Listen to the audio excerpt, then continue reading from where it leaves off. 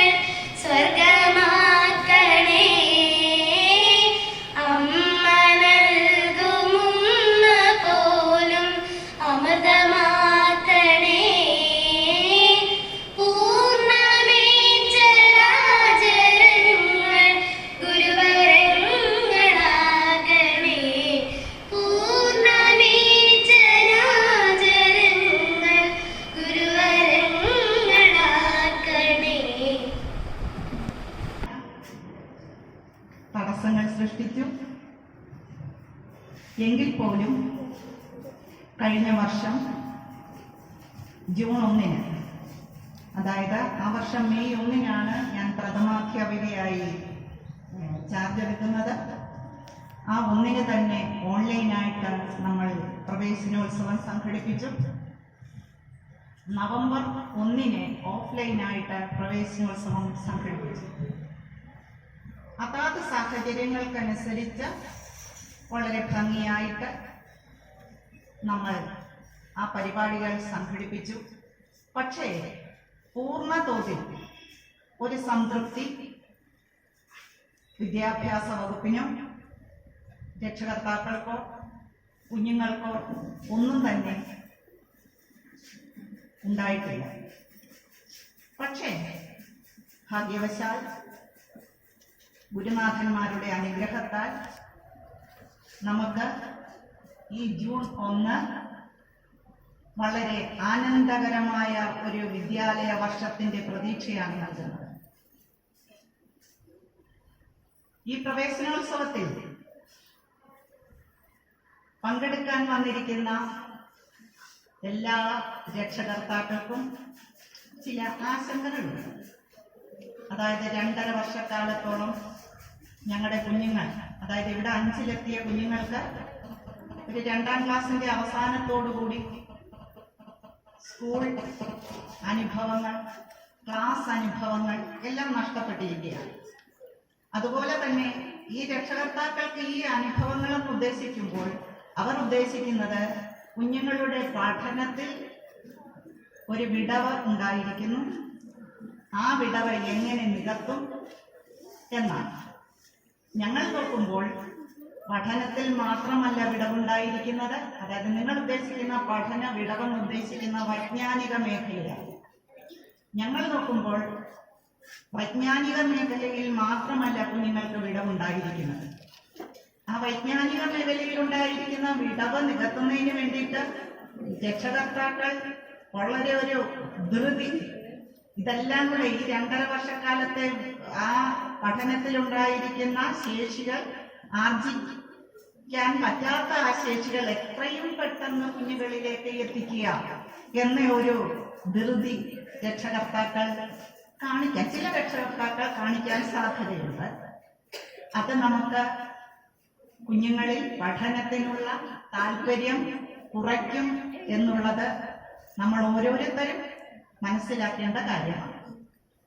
അപ്പോൾ ഈ പഠനത്തിലെ വിടവ് നമുക്ക് നികത്തേണ്ടതായിട്ടുണ്ട്. അത് വിട്ടുകളഞ്ഞാൽ നമ്മളുടെ പഠനത്തിലുള്ള കണ്ടിന്യൂറ്റി, തുടർച്ച, പഠനം എന്ന് പറയുന്ന ഒരു തുടർ പ്രക്രിയയാണ്. ആ തുടർ പ്രക്രിയ പൂർണ്ണ അർത്ഥത്തിൽ നടക്കണമെന്നുണ്ടെങ്കിൽ ഈ പഠന വിടവ്, വൈജ്ഞാനിക മേഖലയിലുണ്ടായ പഠന വിടവ് നമ്മൾ നികത്തേണ്ടതാണ്.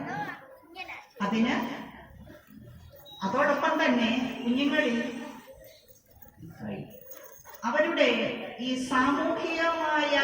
സാമൂഹീകരണം എന്ന ഒരു പ്രക്രിയ നമ്മൾ സ്കൂളിൽ വരുന്നതോടുകൂടി നടക്കുന്നുണ്ട്.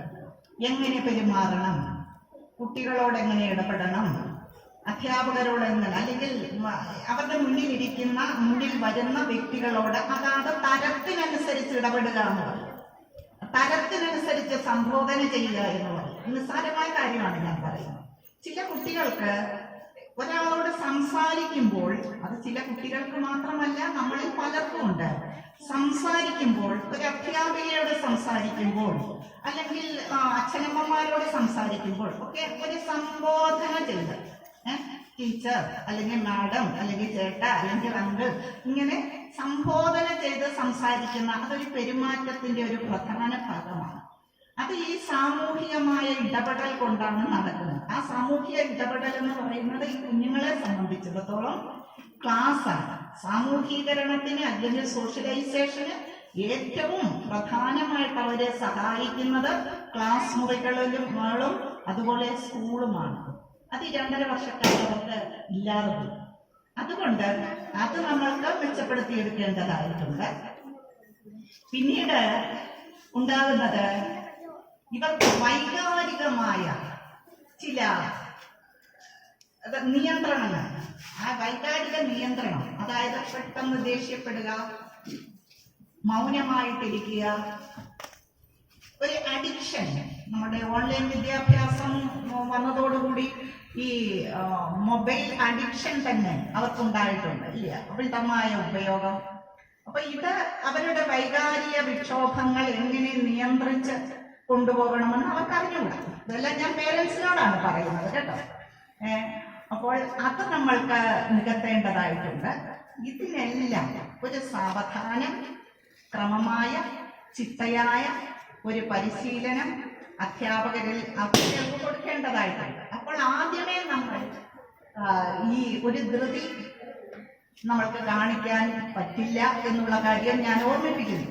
ഇപ്പൊ ഇങ്ങോട്ട് കുട്ടിയെ ഇങ്ങോട്ട് കൊണ്ടുവിട്ടു, ഉടൻ തന്നെ ടീച്ചറെ ഇവന് ഇത്ര മാർക്കില്ല, ഇവന് അക്ഷരം അറിഞ്ഞുകൂടാ, അല്ലെങ്കിൽ വായിക്കാൻ അറിഞ്ഞുകൂടാ, ഇങ്ങനെ ഒരു ധൃതി നമ്മൾ രക്ഷകർത്താവായ ഞാൻ ചിലപ്പോൾ കാൽമിക്കുമായിരിക്കാം. നമുക്കെല്ലാം ആവശ്യമാണല്ലോ നമ്മുടെ കുട്ടികൾ മുന്നിലെത്തണമെന്ന്.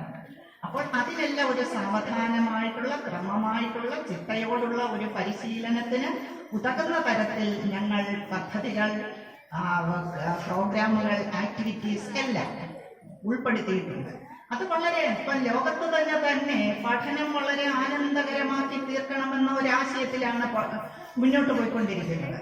അപ്പോൾ ആ പഠനം ആനന്ദകരമാക്കണമെന്നുണ്ടെങ്കിൽ ഈ കാര്യങ്ങൾ ഉൾപ്പെടുത്തിക്കൊണ്ട് വൈജ്ഞാനിക മേഖല, വൈകാരിക മേഖല, സാമൂഹീകരണം, അവർക്ക് അതാത് പ്രായത്തിൽ കിട്ടേണ്ട പഠനശേഷികൾ ഇവയെല്ലാം ഉൾപ്പെടുത്തിക്കൊണ്ട് രസകരമായ രീതിയിൽ പഠനത്തെ മുന്നോട്ട് കൊണ്ടുപോകുക. അതിന് നമ്മൾ പല ഇവരുടെ നിരീക്ഷണ ശേഷി വർദ്ധിപ്പിക്കുന്നതിന് വേണ്ടിയിട്ടുള്ള പരിപാടികൾ ഉൾപ്പെടുത്തണം. സർഗാത്മക ശേഷി വർദ്ധിപ്പിക്കത്തക്ക തരത്തിലുള്ള പരിപാടികൾ, അതായത് ഒരു പാഠം പഠിക്കുമ്പോൾ അതിനകത്തുനിന്ന് എന്തെല്ലാം പുതിയ പ്രവർത്തനങ്ങൾ, ഉദാഹരണത്തിന് ഒരു നാടകം, ഒരു നൃത്താവിഷ്കാരം, ഒരു കഥാപ്രസംഗം, ഒരു ഇങ്ങനെയുള്ള കാര്യങ്ങൾ നമ്മൾ കണ്ടെത്തി അത് പ്ലാൻ ചെയ്ത് കഴിഞ്ഞിട്ടുണ്ട് അവർക്ക് പഠനത്തിൽ താല്പര്യം ഉണ്ടാക്കുന്നതിന് വേണ്ടിയിട്ട്. അപ്പോൾ ഒരു ആവലാതിയും നിങ്ങൾക്ക് വേണ്ട, രക്ഷകർത്താക്കളായ നിങ്ങൾക്ക് ഒരു ആവലാതിയും വേണ്ട. നിങ്ങളുടെ കുഞ്ഞുങ്ങൾ എല്ലാ തരത്തിലും ഞങ്ങളുടെ കൈകളിൽ സുരക്ഷിതരാണ്. അതുകൊണ്ട് നിങ്ങൾ ഞങ്ങളോടൊപ്പം നിൽക്കുക എന്നുള്ളത് മാത്രമാണ് ഞങ്ങൾക്കിപ്പോൾ നിങ്ങളോട് അഭ്യർത്ഥിക്കാനുള്ളത്. അതായത് കുഞ്ഞുങ്ങളെ കൂടുതൽ പിരിമുറുക്കത്തിലേക്ക് നിങ്ങൾ ആക്കാതിരിക്കുക, അവരോടൊപ്പം നിങ്ങൾ ചേർന്ന് നിൽക്കുക. ഇന്ന് പറയാൻ പ്രധാന കാരണം എന്ന് പറയുന്നത് ഇന്റർനാഷണൽ പേരൻസ് ഡേ ആണ്. എന്താണ് ഇന്റർനാഷണൽ പേരൻസ് ഡേ? അതായത് രക്ഷകർത്താക്കൾക്ക്, മാതാപിതാക്കൾക്ക് ഒക്കെ കുട്ടികളിൽ എത്രമാത്രം സ്വാധീനം ചെലുത്താൻ കഴിയും എന്നുള്ളതിന് കാണിച്ചു കൊടുക്കുന്ന, പ്രാധാന്യം നൽകുന്ന ഒരു ദിവസമാണ് ഇത്. അപ്പോൾ നമ്മൾ ഓരോരുത്തരും നമ്മൾ എന്തായിത്തീരണം. ഇപ്പോൾ ഞാൻ ഇവിടെ നിന്ന് പ്രസംഗിക്കുന്നുണ്ട്.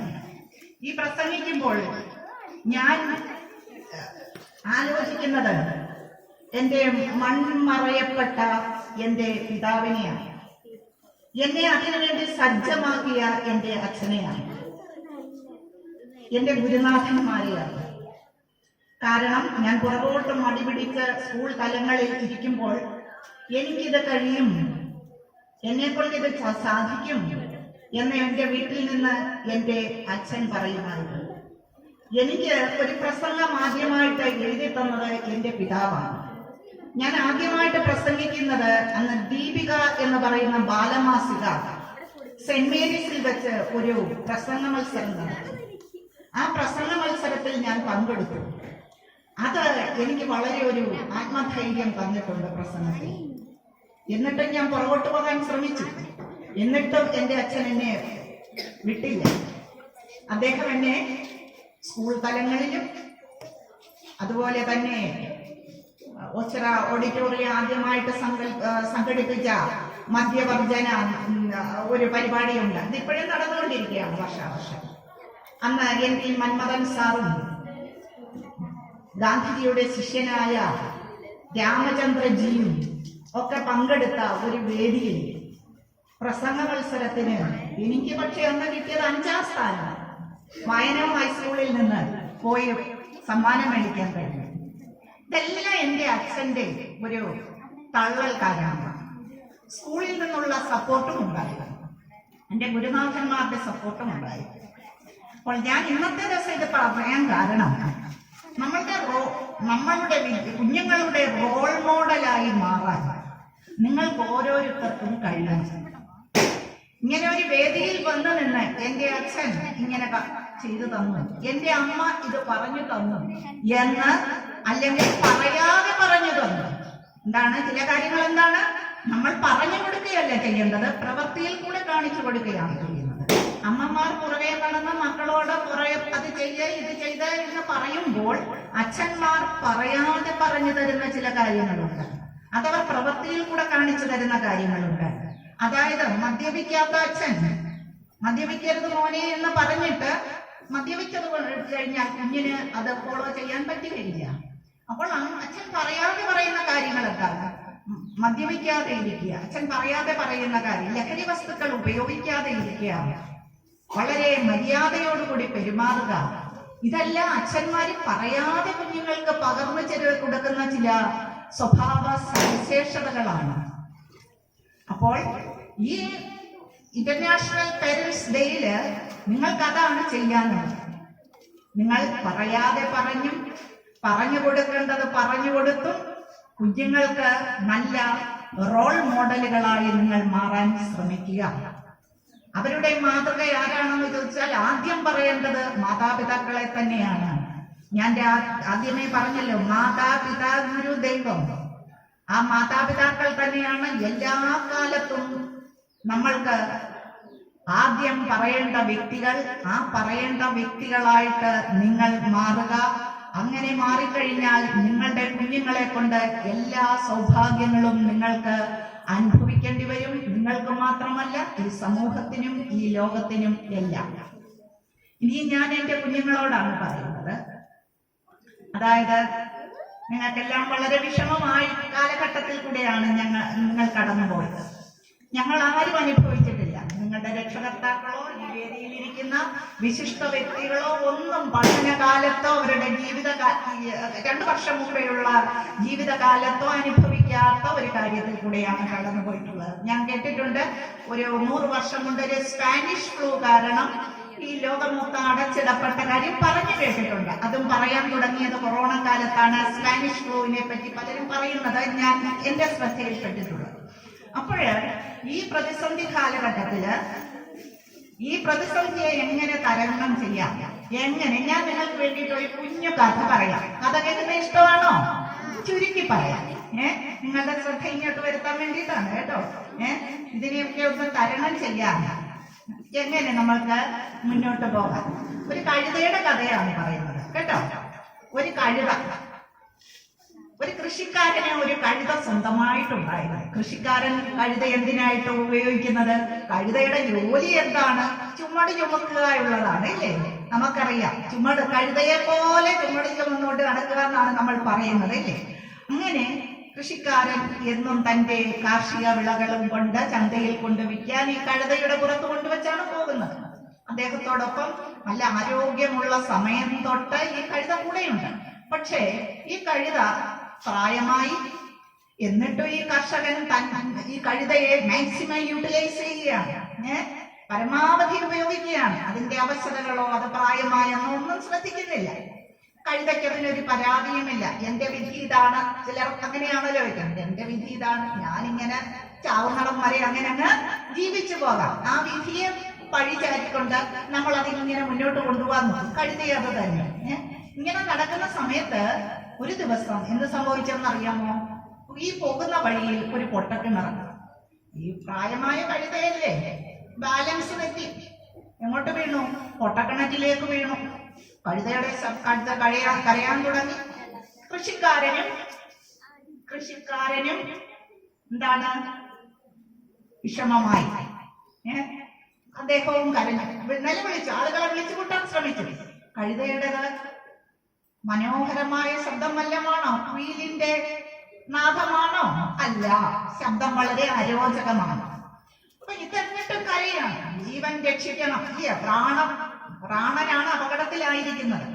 അപ്പൊ ആളുകളെല്ലാം കൂടി വന്നപ്പോ കർഷകൻ പറഞ്ഞു, എന്റെ എന്താണ് കഴുത ഇതിനകത്ത് പോയി നിങ്ങളെല്ലാവരും കൂടെ അതിനെ ഒന്ന് രക്ഷിച്ചു തരുമെന്ന് പറഞ്ഞു. ഇവർ നോക്കിക്കഴിഞ്ഞപ്പോൾ എന്താണ്, കഴുത വളരെ പാടുകളവൻ. ഇവരെത്രയും ബുദ്ധിമുട്ടി ആയാസപ്പെട്ട് ഇതിനെ വെളിയിൽ എടുത്തു കഴിഞ്ഞാലും എന്താണ്, അത് അധിക കാലമൊന്നും ജീവിച്ചിരിക്കുകയല്ല. എന്റെ കുഞ്ഞുങ്ങള്, ഫ്രണ്ടിലിരിക്കുന്ന കുഞ്ഞുങ്ങൾ, അതാണ് ഞാൻ പറഞ്ഞ പെരുമാറാൻ അറിയണമെന്ന് കേട്ടോ. മനസ്സിലായ? നിങ്ങൾക്ക് വേണ്ടിയിട്ടാ ടീച്ചർ ഈ കഥ പറയുന്നത്. 4ാം ക്ലാസ്സിൽ നിന്ന് എടുത്ത കുഞ്ഞുങ്ങളാണ്, 5ലേക്ക് എത്തിയിട്ടേ ഉള്ളൂ. അപ്പോ ഈ എന്താണ് പറഞ്ഞു നിർത്തിയത്? കർഷകനോട് അവർ പറഞ്ഞു, നിങ്ങൾ എന്തിനാ എത്ര ബുദ്ധിമുട്ടുന്നത്? എന്ത് വെളിയിൽ എടുത്തു കഴിഞ്ഞാലും അത് കുറച്ച് ദിവസത്തിനുള്ളിൽ അത് കുറച്ച് ദിവസം കൂടി അത് ജീവിച്ചിരിക്കുകയുള്ളൂ. അപ്പൊ നമ്മൾ വേറെ കുഴി എടുക്കണം, അതിനെ എന്താണ് മറവ് ചെയ്യാൻ നോക്കണം. അത് ഞങ്ങൾ ഈ പൊട്ടക്കിണറാണ് എന്താണ് മൂടാൻ തന്നെ ഇരുന്നിരുന്നു. ഞങ്ങൾക്കെല്ലാം അപകടമാണ്. അതുകൊണ്ട് ഇത് ഒരു കാര്യം ചെയ്യാം, ഈ പൊട്ടക്കിണറ്റിലേക്ക് ഈ കഴുതയും കൂടി ഇട്ട് നമുക്കങ്ങ് മൂടാം. അങ്ങനെ അപ്പൊ കർഷകനും വിചാരിച്ചു, ശരിയാണല്ലോ, ഇതിനെ കൊണ്ട് ഇനി എത്ര നാളാണ് ഞാൻ ഇതൊക്കെ കൊണ്ട് നടക്കുന്നത്. അപ്പോൾ എല്ലാവരും കൂടെ അവിടെയുള്ള പാഴ്വസ്തുക്കളും കട്ടയും കല്ലും എല്ലാം ഇവിടെ ഇത് മൂടാൻ തുടങ്ങി. കഴുത എന്ത് ചെയ്തു? കരഞ്ഞിട്ടും ഫലമില്ല എന്ന് കരുതി കഴുത നിശബ്ദനായിട്ട് എന്ത് ചെയ്തു? ഇത് തന്റെ പുറത്ത് വീഴുന്ന ഓരോ കട്ടയും തന്റെ പരമാവധി ശക്തി എടുത്ത് കുടഞ്ഞ് കളഞ്ഞ് താഴേക്കാക്കിയിട്ട് അതിൽ കയറി നിന്നു. നിങ്ങൾക്ക് ബുദ്ധിയുള്ളവർക്ക് ചിന്തിക്കാൻ അറിയാം. ഇങ്ങനെ വീഴുകയാണ്, കുടഞ്ഞു കളയുന്നു, താഴെ വീഴുന്നു, അതിന്റെ പുറത്ത് ചവിട്ടി കഴുതയുടെ അവസ്ഥ എന്തായിരിക്കും ഇപ്പോൾ? ദുഃഖകരമാണോ സന്തോഷകരമായ അവസ്ഥയാണോ? കഴുത മുകളിലേക്ക് വരികയാണ്. നിങ്ങൾക്ക് മനസ്സിലായോ? അവസാനം ഈ ആളുകൾ നോക്കി ഈ കഴുത എത്തുകയാണ് അപ്പം എന്നും പറഞ്ഞ് അവരിങ്ങനെ പൊട്ടക്കിണറ്റിലേക്ക് നോക്കാനായിട്ട് ഇങ്ങനെ നോക്കിയപ്പോ കഴുതയുടെ തല അവരുടെ തലയിൽ കുട്ടി. അത് ഒരു ചുവടുകൂടെ വെച്ച് കിണറ്റിന് വെളിയിലായി. ഇതിൽ നിന്ന് നമുക്ക് എന്താ മനസ്സിലാക്കാൻ? കഴുത വളരെ കഷ്ടത്തിലായി, പല തടസ്സങ്ങളും ഉണ്ടായി, പല പ്രതിസന്ധികളും ഉണ്ടായി. ആരും സഹായിക്കാനില്ലെന്ന് വന്നപ്പോൾ അതെന്താണ്? തന്റെ ഉള്ളിലുള്ള ആത്മവിശ്വാസത്തെ, ധൈര്യത്തെ, ശക്തിയെ, ഊർജം, നമ്മളിലെല്ലാം ഒരു ജ്വാലയായിട്ട് ഉറങ്ങിക്കിടക്കുന്ന ഊർജത്തെ അത് വെളിയിലെടുത്ത് തന്റെ കഴിവിനെ വെളിയിലെടുത്ത് തനിക്കുണ്ടായ ആ പ്രതിസന്ധികളെ തരണം ചെയ്തു. അപ്പൊ നമുക്ക് വരുന്ന ഓരോ പ്രതിസന്ധികളും നമ്മൾ എന്താക്കി മാറ്റണം? അവസരങ്ങളാക്കി മാറ്റണം, അല്ലേ? നമ്മൾക്കുണ്ടായ പ്രതിസന്ധിയെ നമ്മൾ അവസരമാക്കി മാറ്റി. എങ്ങനെയാണ്? ഓൺലൈൻ വിദ്യാഭ്യാസം എന്നുള്ളത് നമ്മളുടെ സ്വപ്നത്തിൽ പോലും ഇല്ലായിരുന്ന കാര്യമാണ്. ആ ഓൺലൈൻ വിദ്യാഭ്യാസം നമുക്ക് ഒരു ബ്ലെൻഡഡ് ലേണിംഗിലേക്ക് വന്നിട്ടുണ്ട്. കാരണം ഇനിയും നമുക്ക് മനസ്സിലാക്കാം, സ്കൂളിൽ മാത്രമല്ല, സ്കൂളിൽ പഠിപ്പിക്കുന്നത് കൂടാതെ നമുക്ക് അസൈൻമെന്റ്സും പ്രോജക്ട്സുകളും എല്ലാം കൂടി നമുക്ക് ഓൺലൈനിൽ തരുന്നു, അല്ലെങ്കിൽ വാട്സപ്പിലേക്ക് ഇട്ട് തരുന്നു. അപ്പോൾ അതൊരു ബ്ലെൻഡഡ് ലേണിംഗ് ആയി, ഓൺലൈൻ ഓഫ്ലൈൻ ലേണിംഗ് ആയിട്ട് മാറും. ആ പ്രതിസന്ധി, കൊറോണ എന്ന പ്രതിസന്ധിയാണ് ഇതിലേക്ക് നമ്മളെ ചിന്തിപ്പിക്കാനും ഈ ഒരു വഴിയും കൂടെ വിദ്യാഭ്യാസത്തിൽ ബ്ലെൻഡ് ചെയ്ത് കൊണ്ടുപോകാനും കഴിയുമെന്ന് ആശയത്തിലേക്ക് വിദ്യാഭ്യാസ വിചക്ഷണന്മാരെ കൊണ്ടെത്തിച്ചത്. അതുകൊണ്ട് എന്റെ കുഞ്ഞുങ്ങളെ, നമ്മൾ ഓരോരുത്തരും നിങ്ങൾക്ക് കിട്ടിയ അവസരങ്ങൾ പരമാവധി പ്രയോജനപ്പെടുത്തുക. അതിനൊപ്പം ഞങ്ങളുണ്ട്, നിങ്ങളുടെ രക്ഷകർത്താക്കളുണ്ട്, നമ്മുടെ നാട്ടുകാരുണ്ട്, നമ്മുടെ സപ്പോർട്ടിംഗ് ആയിട്ടുള്ള ഒരുപാട് ആളുകൾ, ചുറ്റുവട്ടത്തെ അയൽക്കാരൊക്കെ വളരെ സപ്പോർട്ടീവായിട്ടുള്ള ആളുകളുണ്ട്. അവരെല്ലാം നിങ്ങൾക്ക് എല്ലാ സഹായങ്ങളും ചെയ്തു തരും. നിങ്ങളുടെ ഉയർച്ചയിൽ ഇങ്ങനെ ആകാംക്ഷയുള്ളവരായിരിക്കുകയാണ് ഓരോ ആളുകളും. നിങ്ങളാണ് നാളത്തെ ഈ നാടിന്റെ വിധി നിർണയിക്കുന്ന ആളുകൾ എന്ന ബോധം നിങ്ങൾക്കുണ്ടായിരിക്കണം, കേട്ടോ. നീ ടീച്ചറിന്റെ കടമയിലേക്ക് കിടക്കട്ടെ. അപ്പോൾ ടീച്ചറിന് കിട്ടിയിരിക്കുന്ന ഈ സമ്മേളനത്തിൽ കിട്ടിയിരിക്കുന്നത് സ്വാഗതം ആശംസിക്കുക എന്ന കടമയാണ്. ടീച്ചർ ഇവിടെ ആദ്യമായിട്ട് സ്വാഗതം ആശംസിക്കുന്നത് ശ്രീ ജഗന്നാഥൻ സാറിനാണ്. അദ്ദേഹമാണ് നമ്മുടെ അധ്യക്ഷ പദവി അലങ്കരിക്കുന്നത്. എനിക്ക് ഇദ്ദേഹവുമായിട്ടുള്ള പരിചയം എന്ന് പറയുന്നത്, ഞാൻ സാറിന്റെ ശിഷ്യയാണ്. എന്ന് പറഞ്ഞാൽ 8ാം ക്ലാസ്സിൽ എന്നെ രസതന്ത്രം പഠിപ്പിച്ചത് സാറാണ്. നേതാജി ട്യൂട്ടോറിയൽ എന്ന് പറയുന്ന പഴയൊരു ട്യൂട്ടോറിയൽ വയനാട് സ്കൂളിലുണ്ടായിരുന്നു. ആ ട്യൂട്ടോറിയൽ എനിക്ക് രസതന്ത്രം പഠിപ്പിച്ചതാണ്. അന്ന് ഞാൻ വളരെ ആകാംക്ഷയോടെ കണ്ടിരുന്നത് ഈ രസതന്ത്രത്തിലെ ഇക്വേഷൻസ് ബാലൻസ് ചെയ്യുന്ന വളരെ ഇൻട്രസ്റ്റ് ആയിട്ട് തോന്നി എനിക്ക്. അതുകൊണ്ട് എനിക്ക് എല്ലാ കാലത്തും ടോപ്പ് മാർക്ക് കിട്ടിയിട്ടുള്ള സബ്ജക്റ്റാണ് സാർ കെമിസ്ട്രി. എനിക്ക് SLCക്ക് 2 മാർക്ക് മാത്രമേ നഷ്ടപ്പെട്ടിട്ടുള്ളൂ കെമിസ്ട്രിക്ക്. ആ കെമിസ്ട്രിക്ക് കാരണം എനിക്ക് വളരെ ഇൻട്രസ്റ്റിംഗ് ആണ് ഈ ഇക്വേഷൻസ് ബാലൻസ് ചെയ്യുക, ഇക്വേഷൻസ് നോക്കുകയും ചെയ്യുന്നത്. അതെനിക്ക് താല്പര്യമുണ്ടാക്കി തന്ന എന്റെ ബഹുമാന്യനായ ആരാധ്യനായ ജഗന്നാഥൻ സാറിനെ ഞാൻ ഈ വേദിയിലേക്ക് സ്കൂളിന്റെ പേരിലും നിങ്ങളുടെ ഓരോരുത്തരുടെ പേരിലും സ്വാഗതം.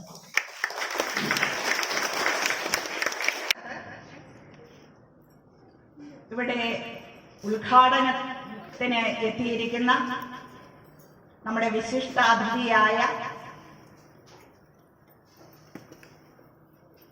ശ്രീ സുരേഷ് മണ്ണാറശാല സാറിനെയാണ്.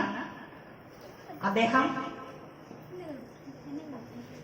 എനിക്ക് അദ്ദേഹത്തിന്റെ പുസ്തകങ്ങൾ ഞാൻ കണ്ടിട്ടുണ്ട്.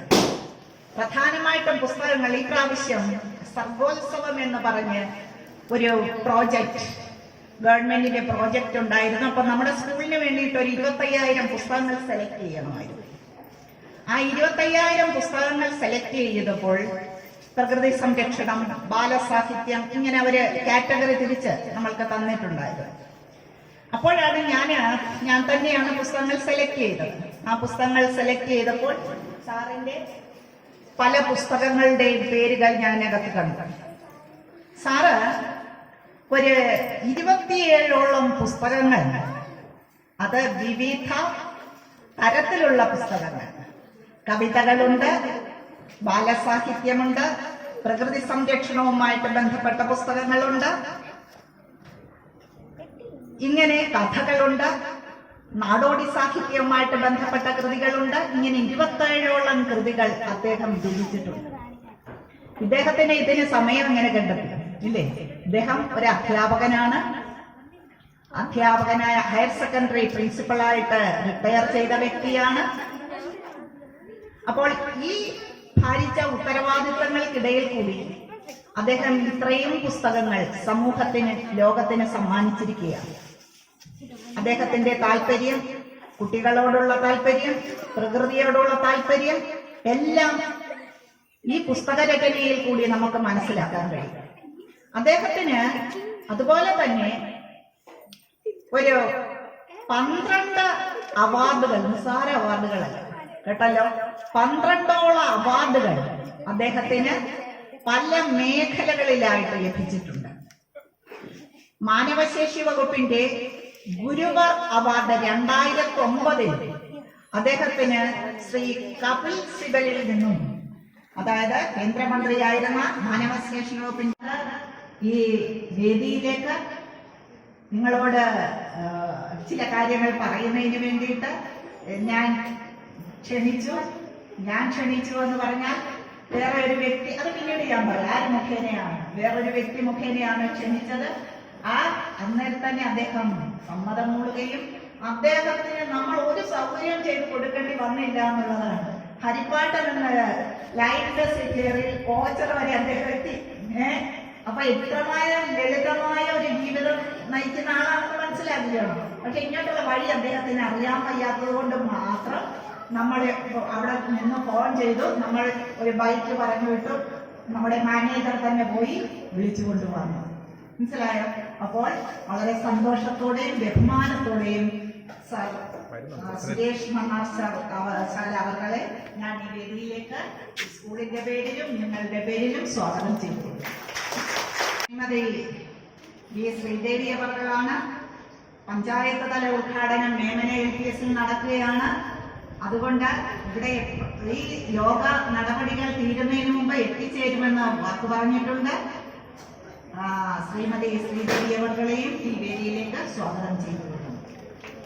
പിന്നീട് സ്വാഗതം ചെയ്യുന്നത് ശ്രീമതി ശ്രീലത പ്രകാശ്, വിദ്യാഭ്യാസ സ്റ്റാൻഡിംഗ് കമ്മിറ്റി ചെയർപേഴ്സൺ ആണ്. ആദരണീയ വനിതയെയും ഈ വേദിയിലേക്ക് സ്വാഗതം ചെയ്യുന്നു. അടുത്തത് സ്വാഗതം ചെയ്യുന്നത് മാനേജ്മെന്റ് പ്രതിനിധിയാണ്. ഇവിടുത്തെ റിട്ടയർഡ് അധ്യാപികയാണ്.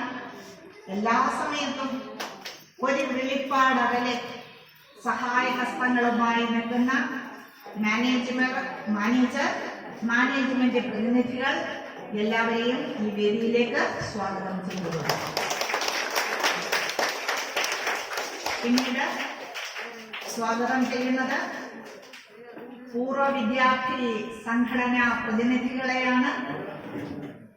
അതിൽ ആദ്യം ഞാൻ സ്വാഗതം ചെയ്യുന്നത് ഇവിടെ സന്നിഹിതനായിരിക്കുന്ന ശ്രീ റെജി ആർ കൃഷ്ണയാണ്. അദ്ദേഹത്തെ പറ്റി പറയുമ്പോൾ ഞാൻ പറഞ്ഞല്ലോ, നമുക്ക് ഈ വേദിയിലേക്ക് ഒരു മുഖ്യ പ്രഭാഷകനെ വേണമെന്ന് ഞങ്ങൾ ആവശ്യപ്പെട്ടപ്പോൾ ഉടൻ തന്നെ നിങ്ങൾക്ക് ആരെ വേണം എന്ന് ചോദിക്കുകയും ഞങ്ങൾക്ക് സാറിന്റെ സാന്നിധ്യം ഇവിടെ ഉറപ്പാക്കി തരികയും ചെയ്യുന്ന വ്യക്തിയാണ് ശ്രീമാൻ റെജി ആർ കൃഷ്ണ. അത് നമുക്ക് മറക്കാൻ പറ്റില്ല. പക്ഷേ ഓരോ കാര്യങ്ങളും അദ്ദേഹം ഞാൻ അധ്യാപികയായിട്ടിരിക്കുന്ന കാലം തൊട്ട് ഈ ശ്രമങ്ങൾ നമ്മളുടെ സ്കൂളിലെ പ്രവർത്തനങ്ങൾക്ക് അത്യാവശ്യമാണ്. വീണ്ടും അദ്ദേഹത്തെ ഞാൻ ഈ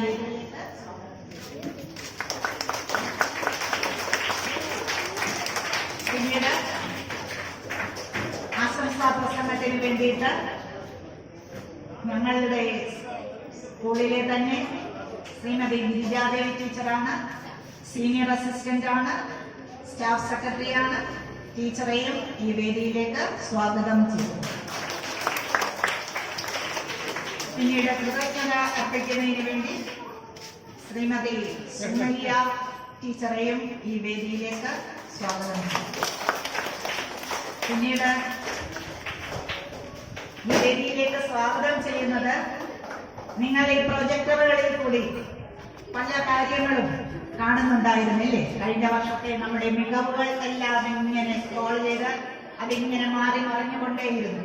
ഇതിനു വേണ്ടിയിട്ട് നമ്മൾക്ക് വേണമെങ്കിൽ പറയാം ഒരു ടെക്നിക്കൽ സഹായം. ഞങ്ങളൊക്കെ എന്ന് പറയുന്നത് ഈ ടെക്നോളജിയിൽ ഇത്തിരി പിന്നോക്കം നിൽക്കുന്ന ആളുകളാണ്. ആ സഹായം ചെയ്ത അദ്ദേഹത്തെ ശ്രീ അനിൽകുമാറിനെ ഈ വേദിയിലേക്ക് സ്വാഗതം ചെയ്യുന്നു. പിന്നീട് ലൈറ്റ് ആൻഡ് സൗണ്ട് ഏർപ്പെടുത്തിയിരിക്കുന്നത് വ്യക്തികളെ എല്ലാവരെയും ഞാൻ ഈ വേദിയിലേക്ക് സ്വാഗതം ചെയ്യുന്നു.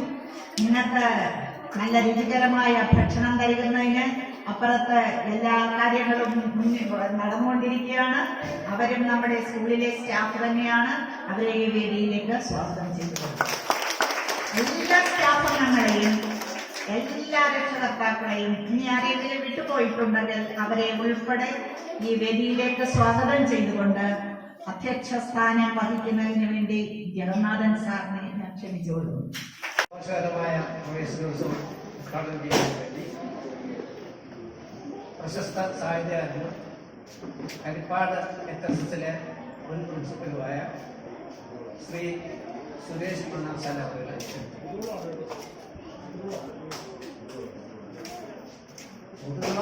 HSSലെ മുൻ പ്രിൻസിപ്പലാണ്.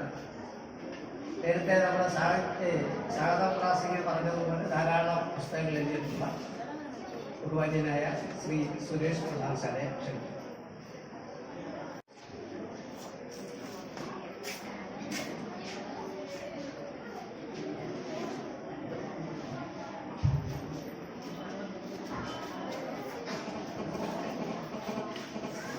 ഈ സമ്മേളനത്തിന്റെ ബഹുമാനപ്പെട്ട SLCയുടെ ചെയർമാനായിട്ടുള്ള ജഗന്നാഥൻ സാറ്, സ്വാഗതം ആശംസിച്ച സ്കൂളിലെ ടീച്ചേഴ്സ്, ശ്രീമതി ഓമി അമ്പിളി ടീച്ചർ, അതുപോലെ തന്നെ വേദിയിൽ എത്തിയിട്ടുള്ള മാനേജ്മെന്റ് പ്രതിനിധി ശ്രീമതി ഭാഗവതി പിള്ള അവർ, പൂർവ്വ വിദ്യാർത്ഥിയായിട്ടുള്ള ശ്രീ റജിയ കൃഷ്ണ, ഇവിടെ സന്നിഹിതരായിട്ടുള്ള ബഹുമാന്യരായ അധ്യാപകരെ, അതുപോലെ തന്നെ വലിയ പ്രാധാന്യമുള്ള രക്ഷിതാക്കളെ, പ്രിയമുള്ള വിദ്യാർത്ഥികൾ, എല്ലാവരും വളരെ സന്തോഷമായിട്ടാണ് ജൂൺ 1 സ്വീകരിക്കുന്നത്. നമ്മുടെ നാട് ഒന്ന് ഉണരുന്ന ദിവസമാണ് ജൂൺ 1. അപ്പൊ പ്രവേശനോത്സവമൊക്കെ എല്ലാവരും കേട്ടല്ലോ, കേട്ടോ? എനിക്കല്ലോ ആർക്കും എല്ലാവരും പല കാര്യങ്ങൾ ചിന്തിച്ചുകൊണ്ടിരിക്കാന്ന് തോന്നുന്നു. പ്രവേശനോത്സവം കേട്ടോ? എന്താ പ്രവേശനോത്സവത്തിൽ പറയുന്നത്? ആദ്യത്തെ വരി എന്തുവാ?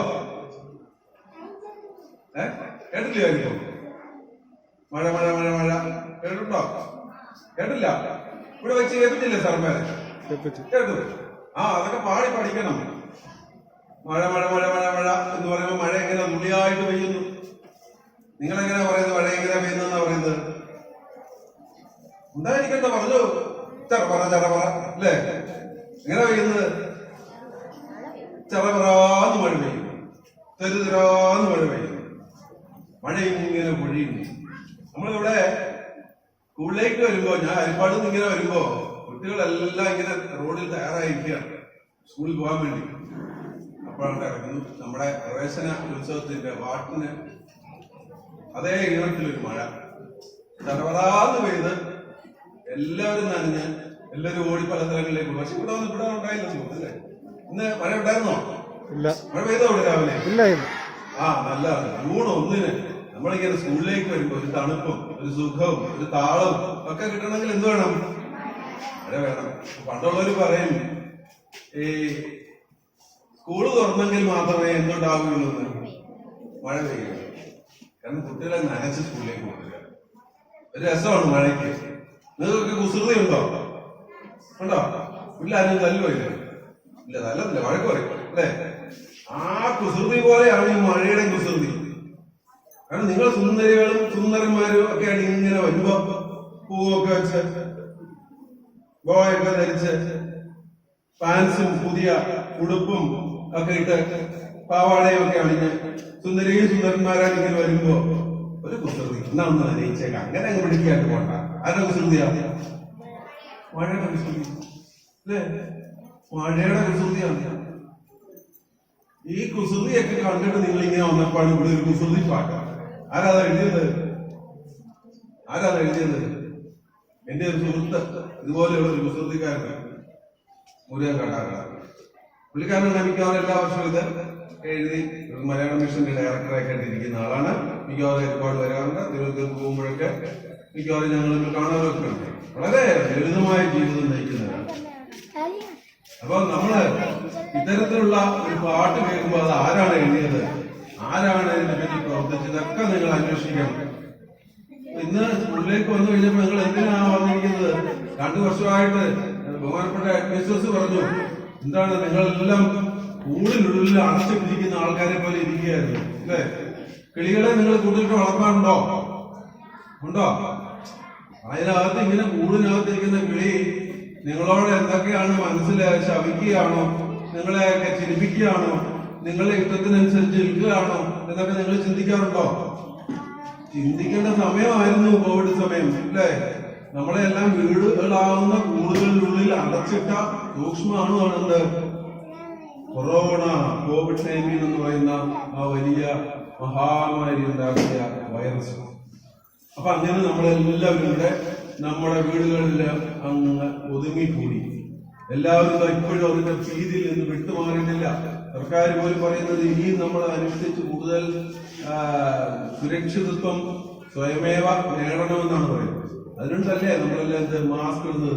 ഇപ്പോഴും മാസ്ക് ഇട്ടിട്ടുണ്ട് അല്ലെ? എല്ലാവരും മാസ്ക് ഇട്ടുകൊണ്ടാണോ? ഞാൻ റോഡിലോട്ടൊക്കെ ഇറങ്ങി കഴിഞ്ഞാൽ മാസ്ക് ഒക്കെ ഇട്ടാണ്. ഇത്ര അകന്നു നിൽക്കുന്നതുകൊണ്ടാണ് മാസ്ക് ഒന്ന് ഒഴിവാക്കിയിരിക്കുന്നത്. എല്ലാവരും മാസ്ക് ഇട്ട് വളരെ സുരക്ഷിതത്വത്തോടു കൂടി അങ്ങനെ വന്നിരിക്കുകയാണ്, സുന്ദരികളും സുന്ദരന്മാരുമായിട്ട്. എന്താണ് നിങ്ങളുടെയൊക്കെ ലക്ഷ്യം? ഇന്നത്തെ ഇവിടെ വന്നു കഴിഞ്ഞപ്പോ എന്താണ് ലക്ഷ്യം? എന്തിനു വേണ്ടിയാണ് ഇവിടെ വന്നിരിക്കുന്നത്? എന്തിനു വേണ്ടിയാണ് ഇവിടെ? ആർക്കും അറിയില്ലല്ലോ. ഇവിടെ സാറന്മാരൊന്നും ഒന്നും പറയത്തില്ല. സാറന്മാരൊന്നും വഴക്കേ പറയത്തില്ല. നിങ്ങൾക്ക് ധൈര്യമായിട്ട് പറയാം. ഞാൻ എന്തെങ്കിലുമൊക്കെ ചോദിക്കും, മറുപടി പറയാം. ഇതൊരു പ്രസംഗം എന്ന് പറയുമ്പോൾ നിങ്ങളെ സംബന്ധിച്ചോളം ഏറ്റവും വിഷമമുള്ള ഒരു കാര്യമാണ്. കൊച്ചു കുഞ്ഞുങ്ങളെ സംബന്ധിച്ചോളം 2 കാര്യത്തിൽ അവർക്ക് ഏറ്റവും ദേഷ്യം വരുന്നത്. അച്ഛനും അമ്മയും ഒന്ന് നിങ്ങളെ ഉപദേശിക്കാൻ വരും, അത് ഭയങ്കര ദേഷ്യം. രണ്ടാമത്തേത് നിങ്ങളെ അധ്യാപകരെ പഠിപ്പിക്കാൻ വരും, അടങ്ങിയിരിക്കണം എന്ന് പറയുമ്പോൾ എന്ത് തോന്നുന്നത്? ഇന്ന് കൈ കാര്യം ഒന്ന് എനക്കാം. നിങ്ങൾ എന്തെങ്കിലും ഫോട്ടോ എടുക്കാൻ ചെല്ലുമ്പം ഫോട്ടോഗ്രാഫിയുടെ മുമ്പിൽ ഇരിക്കുമ്പോൾ ഇങ്ങനെ ഇരിക്കുകയാണ്. ശ്വാസം വിടരുത്, നേരെ നോക്കണം, കണ്ണും ദൃഷ്ടിയും എന്റെ ക്യാമറയിലേക്ക് നോക്കണം. കുറച്ചു നേരം നമ്മളിങ്ങനെ ഇരിക്കും.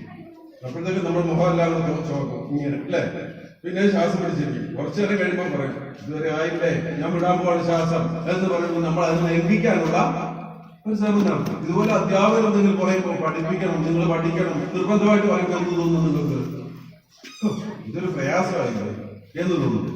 ആ അച്ഛനും അമ്മയും എപ്പോഴും പിന്നാലെ നടത്തി നീ അവിടെ വന്നിരിക്കണം, അവിടെ വൃത്തിയേടാക്കരുത്, ഇവിടെ ഞാൻ വൃത്തിയാക്കിയിട്ടിരിക്കുകയാണ്, അങ്ങനെയൊക്കെ പറയുമ്പോൾ എന്ത് തോന്നും? ഈ അമ്മയ്ക്ക് ഒന്നുമില്ലേ പറയാൻ, വേറെ ഈ അച്ഛനൊന്നുമില്ലേ പറയാൻ എന്നൊക്കെയുള്ള പരാതികളുണ്ട്. ഇങ്ങനെയൊക്കെയുള്ള ഒരുപാട് പ്രശ്നങ്ങൾ ഉണ്ടാകുന്നതുകൊണ്ടാണ് നിങ്ങളെ നിർബന്ധിതമായിട്ട് ഒന്നും ചെയ്യിക്കരുത് എന്ന് പറയുന്നത്. നിങ്ങൾ തന്നെത്താനെ കാര്യങ്ങൾ കേട്ടും കണ്ടും പഠിച്ച് മിടുക്കരാവണം. ഇപ്പൊ സാറുമാരെല്ലാം കൂടെ റെഡിയായിരിക്കുകയാണ് നിങ്ങളെ പഠിപ്പിക്കാൻ. എന്ത് പഠിപ്പിക്കാനായിരിക്കുന്നത്? വിദ്യാഭ്യാസ വകുപ്പ് പറഞ്ഞിട്ടുള്ള കാര്യങ്ങൾ അതേപടി നിങ്ങളെ പഠിപ്പിക്കുക എന്നുള്ള ലക്ഷ്യം. അച്ഛനും എന്താ പറഞ്ഞേക്കുന്നത്? നിങ്ങളോട് ആരാവണമെന്ന് പറഞ്ഞേക്കുന്നത്? നിങ്ങൾക്ക് എന്താ ആഗ്രഹം? ആരൊക്കെ ആവണമെന്ന് ആഗ്രഹം?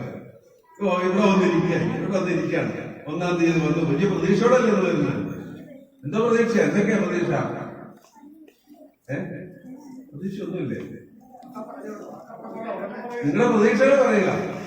എനിക്ക് ഇതുപോലെ തന്നെ ഞാൻ ഡൽഹിയിൽ വെച്ച് ഒരു പുരസ്കാരം കിട്ടി. മാനവശേഷി വികസന വകുപ്പ് 18ഓളം ഭാഷകൾ അറിയാവുന്ന കപിൽ സിബൽ എന്ന് പറയുന്ന ആ വലിയ പണ്ഡിതൻ ഞങ്ങളെ ആരെയല്ല ലക്ഷ്യമാക്കിയത്. ഞങ്ങൾക്ക് പുരസ്കാരം തരുന്ന ആ വേദിയില് വന്നിരുന്ന 200ഓളം കുട്ടികളോടാണ് സംവദിച്ചത്.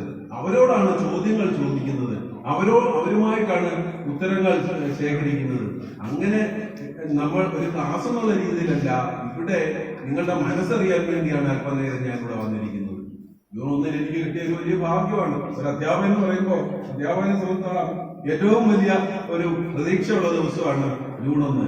തന്റെ സേവന പാതയിൽ ഏറ്റവും മഹത്തായ ദിനം ഏതെന്ന് ചോദിച്ചാൽ നമുക്ക് തുറന്നു പറയാൻ പറ്റുന്ന ദിവസമാണ് ജൂൺ 1. കാരണം പുഞ്ചിരിക്കുന്ന മുഖങ്ങൾ, പുഞ്ചിരിക്കുന്ന നിഷ്കളങ്കതയുടെ പ്രതിബിംബങ്ങൾ, ഇതെല്ലാം നമ്മളിലേക്ക്, നമ്മുടെ മുന്നിലേക്ക് അത്യാർത്തിയോടെ വരികയാണ്. ഗുരുനാഥ, ഞങ്ങൾക്ക് ജീവിതത്തിലേക്കുള്ള മാർഗദൈവം തെളിക്കൂ എന്ന് പറയും. അത് നമ്മൾ അതേ ആവേശത്തോടു കൂടി മനസ്സിലേക്കുന്ന ദിവസമാണ് അധ്യാപകരെ സംബന്ധിച്ചോളം. ഇതെല്ലാം ഭാവിയുടെ വാഗ്ദാനങ്ങളായ കുഞ്ഞുങ്ങളാണ്. നിങ്ങളൊക്കെ ഇങ്ങനെ വരുമ്പോ നിങ്ങൾക്ക് ഒരു ലക്ഷ്യമുണ്ട്. എന്താണ് ലക്ഷ്യം എന്ന് ചോദിച്ചാൽ ആരും ഉണ്ടായിരുന്നാൽ പറ്റുമോ? എന്താണെന്ന് ആഗ്രഹം ഒരാൾ പറയുക, മിടുക്കിയായിട്ടുള്ള ഒരാൾ, മിടുക്കനായിട്ടുള്ള ഒരാൾ എഴുന്നേറ്റ് പറയുക. Teacher. Very good, very good, very good. ഏറ്റവും നല്ല ഒരു മിനിറ്റ് ആ കുട്ടികൾ ഒരു ചോദ്യം കൂടെ ചോദിക്കും. എന്തിനു വേണ്ടിയാണ് മോള് ടീച്ചറാവണമെന്ന് ആഗ്രഹിക്കുന്നത്? എങ്ങനെ പഠിപ്പിക്കണം? എന്ത് പഠിപ്പിക്കണം? 2 വാക്കിൽ പറഞ്ഞാൽ മതി, വിശദീകരിക്കണ്ട. എങ്ങനെ മനസ്സിലാകുന്നതല്ല. എന്ത് പഠിപ്പിക്കണം? എന്താണ് പഠിപ്പിക്കാൻ ഉദ്ദേശിക്കുന്നത്? ബഹുമാനപ്പെട്ട ടീച്ചേഴ്സ് പറഞ്ഞു, രസതന്ത്രമാണ് ടീച്ചറിന്റെ ഏറ്റവും ഇഷ്ടപ്പെട്ട വിഷയം, മലയാളം. അതുപോലെ നമ്മുടെ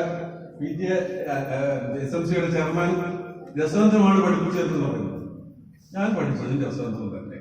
ഇന്ന് രസതന്ത്രത്തിന്റെ സമ്മേളനമായിരിക്കുന്ന സമയത്ത് കുട്ടി എന്നോട് പറഞ്ഞിരിക്കുന്ന കുട്ടിക്ക് മലയാളം പഠിക്കണം. ഭാഷ അല്ലേ? ഭാഷ ശ്രേഷ്ഠ ഭാഷയാണ് നമ്മുടെ മലയാളം ഭാഷ. അത് പഠിക്കണം, പഠിപ്പിക്കണം, പ്രചാരം നൽകണം, കുട്ടികളിലേക്ക് സേവന സന്നദ്ധതയോടുകൂടി പോകണം. ശമ്പളമാണോ ലക്ഷ്യം? ഉയർന്ന ശമ്പളം കിട്ടണമെന്നാണ്. ഒരിക്കലും അതിനുവേണ്ടി ശ്രമിക്കുന്നത്. എനിക്ക് കിട്ടുന്ന 1 ലക്ഷം രൂപ ശമ്പളം കിട്ടുന്ന ജോലിയിലേക്ക് ഞാൻ പോകണമെന്നുള്ള രീതിയിലല്ല നിങ്ങൾ പോകേണ്ടത്. ഇത് നട്ടെ. അടുത്ത ആളാരാണ്? ഒരു ആൺകുട്ടി എഴുന്നേറ്റോ, ഒരു പ്രതിനിധി വന്നതിൽ സന്തോഷം പറഞ്ഞു. പട്ടാളം. വളരെ വളരെ ഗൗരവമുള്ള ഒരു ചിന്ത.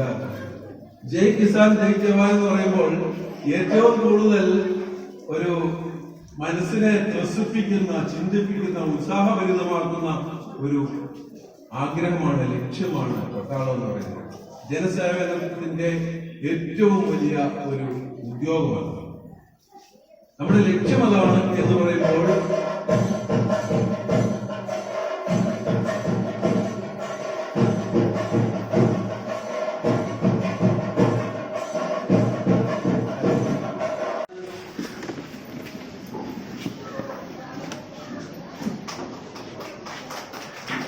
ാണ് എത്തിയിരിക്കുന്നത്. നമ്മുടെ പഞ്ചായത്തിന്റെ പഞ്ചായത്ത് പ്രസിഡന്റ് ശ്രീമതി ടി ശ്രീദേവ.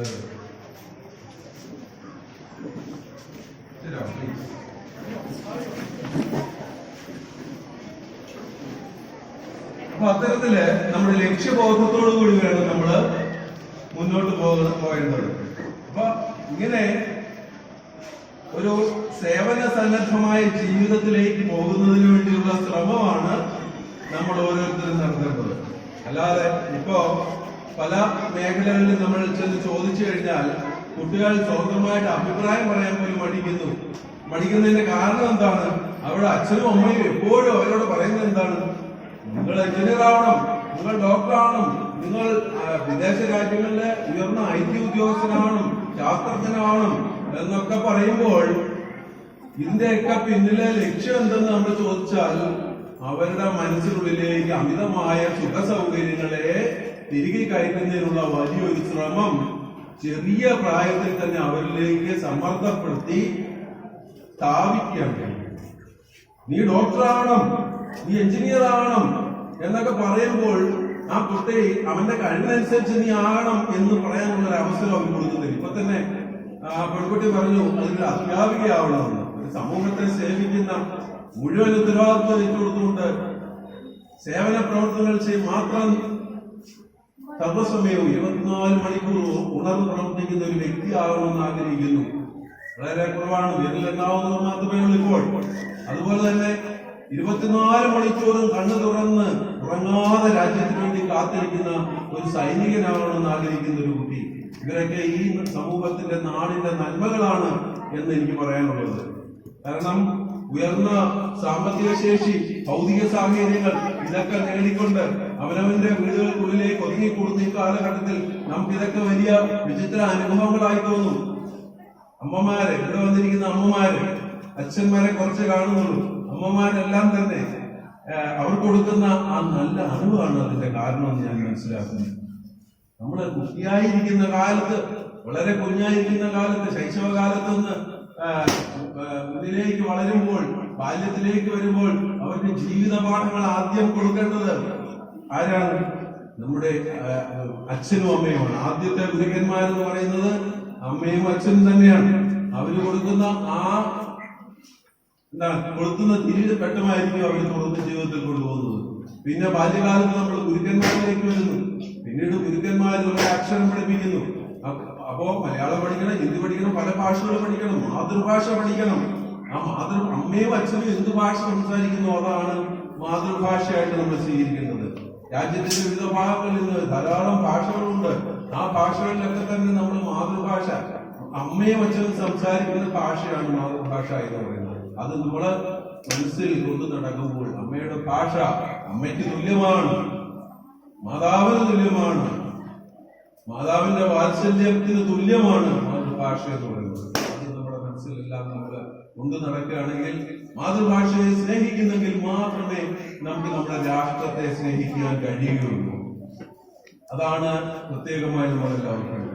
അതുപോലെ തന്നെ ഓരോ കുട്ടികളും അവരുടെ വിദ്യാഭ്യാസം ആരംഭിക്കുന്നത് അവരുടെ വീടുകളിലാണ്. അച്ഛനും അമ്മയുമാണ് ഏറ്റവും നല്ല അധ്യാപകർ ഞാൻ പറഞ്ഞു. ഇത്തരത്തിൽ മുന്നോട്ട് വരുന്ന ഈ കാലഘട്ടത്തിൽ നമ്മളെ സംബന്ധിച്ചോളം അറിവ് എന്ന് പറയുന്നത് വലിയ ആവശ്യകത തന്നെയാണ്. ആ അറിവിന്റെ വ്യാപ്തി വർദ്ധിപ്പിക്കുന്നതിന് വേണ്ടിയാണ് നമ്മൾ വിദ്യാലയങ്ങളിലേക്ക് വരുന്നത്. അപ്പോൾ അറിവിന്റെ വ്യാപ്തി വർദ്ധിപ്പിക്കുന്ന ആ മേഖലയിൽ വളരെയധികം സ്വാധീനം ചെലുത്തത്തക്ക തരത്തിലുള്ള അധ്യാപകരുണ്ട്. ഇവിടെ നമ്മുടെ ടീച്ചേഴ്സ് OV അമ്പിളി ടീച്ചർ, OV എന്ന് പറഞ്ഞാൽ OV വിജയൻ എന്ന് പറഞ്ഞ ആ ഒരു തുറന്നു പറഞ്ഞിട്ടുള്ള ഒരു രീതി കൊണ്ട് ആ OVക്ക് ഒരു സുഖമുണ്ട് പറയാൻ. അപ്പൊ OV അമ്പിളി ടീച്ചർ പറയുന്നു, അത്രത്തോളം നിങ്ങൾ എല്ലാവരും ഈ ടീച്ചറിന്റെ രസതന്ത്രം രസിച്ചത് ആ അധ്യാപകനാണ്. ജീവിതത്തിലേക്ക് ഒരു വഴിത്തിരിവ് കാണിച്ച, തിരിതെളിച്ച അധ്യാപകൻ എന്ന് പറയുന്നത്. അത് തന്നെ ഇവിടെ ഇരിക്കുന്ന SMC അധ്യാപകൻ, SMCയുടെ ചാർജ് വരുന്ന ജഗന്നാഥ് സാറിന് കിട്ടിയ ഒരു ഭാഗ്യമായിട്ട് നമുക്ക് കരുതാൻ പറ്റുന്നു. കാര്യം ഒരു അവാർഡാണ് ഈ വേദിയിൽ കിട്ടിയ അദ്ദേഹത്തിന്റെ ഒരു അവാർഡായിട്ടാണ്. ഒരാളിനെ നമുക്ക് മാറ്റുവാൻ കഴിയുന്നെങ്കിൽ, തന്റേതായ പാതയിലേക്ക് കൊണ്ടുവരാൻ കഴിയുന്നെങ്കിൽ ആ ആളാണ് യഥാർത്ഥ ഗുരു എന്ന് പറയുന്നത്. ജീവിതത്തിന്റെ തിരിതെളിക്കുന്ന ആളാണ് അധ്യാപകൻ. ഗുരു എന്ന് പറയുന്നത് ഇരുട്ടിനെ അകറ്റുന്നവൻ എന്നാണ് അർത്ഥം. അന്ധകാരത്തെ അകറ്റുന്നവനാണ് ഇത് ഗുരു. അന്ധകാരത്തെ അകറ്റണം. അല്ലാതെ എനിക്ക് 9 മണി തൊട്ട് സ്കൂളിൽ വരണം, നിർബന്ധമാണ്, പ്രശ്നമാണ്, വരാൻ ബുദ്ധിമുട്ടാണ്, വീട്ടിൽ ഒരുപാട് കാര്യമുണ്ട്, 4 മണിയാകുമ്പോ പോകണം, അതൊക്കെ പറയുന്ന അധ്യാപകൻ എന്ന് പറയുമ്പോൾ യഥാർത്ഥത്തിൽ എനിക്ക് തോന്നുന്നത് കുട്ടികളോട് എത്രയും പ്രതിബദ്ധതയുണ്ട് എന്നുള്ള കാര്യത്തിൽ സംശയമുണ്ട് എന്നാണ്.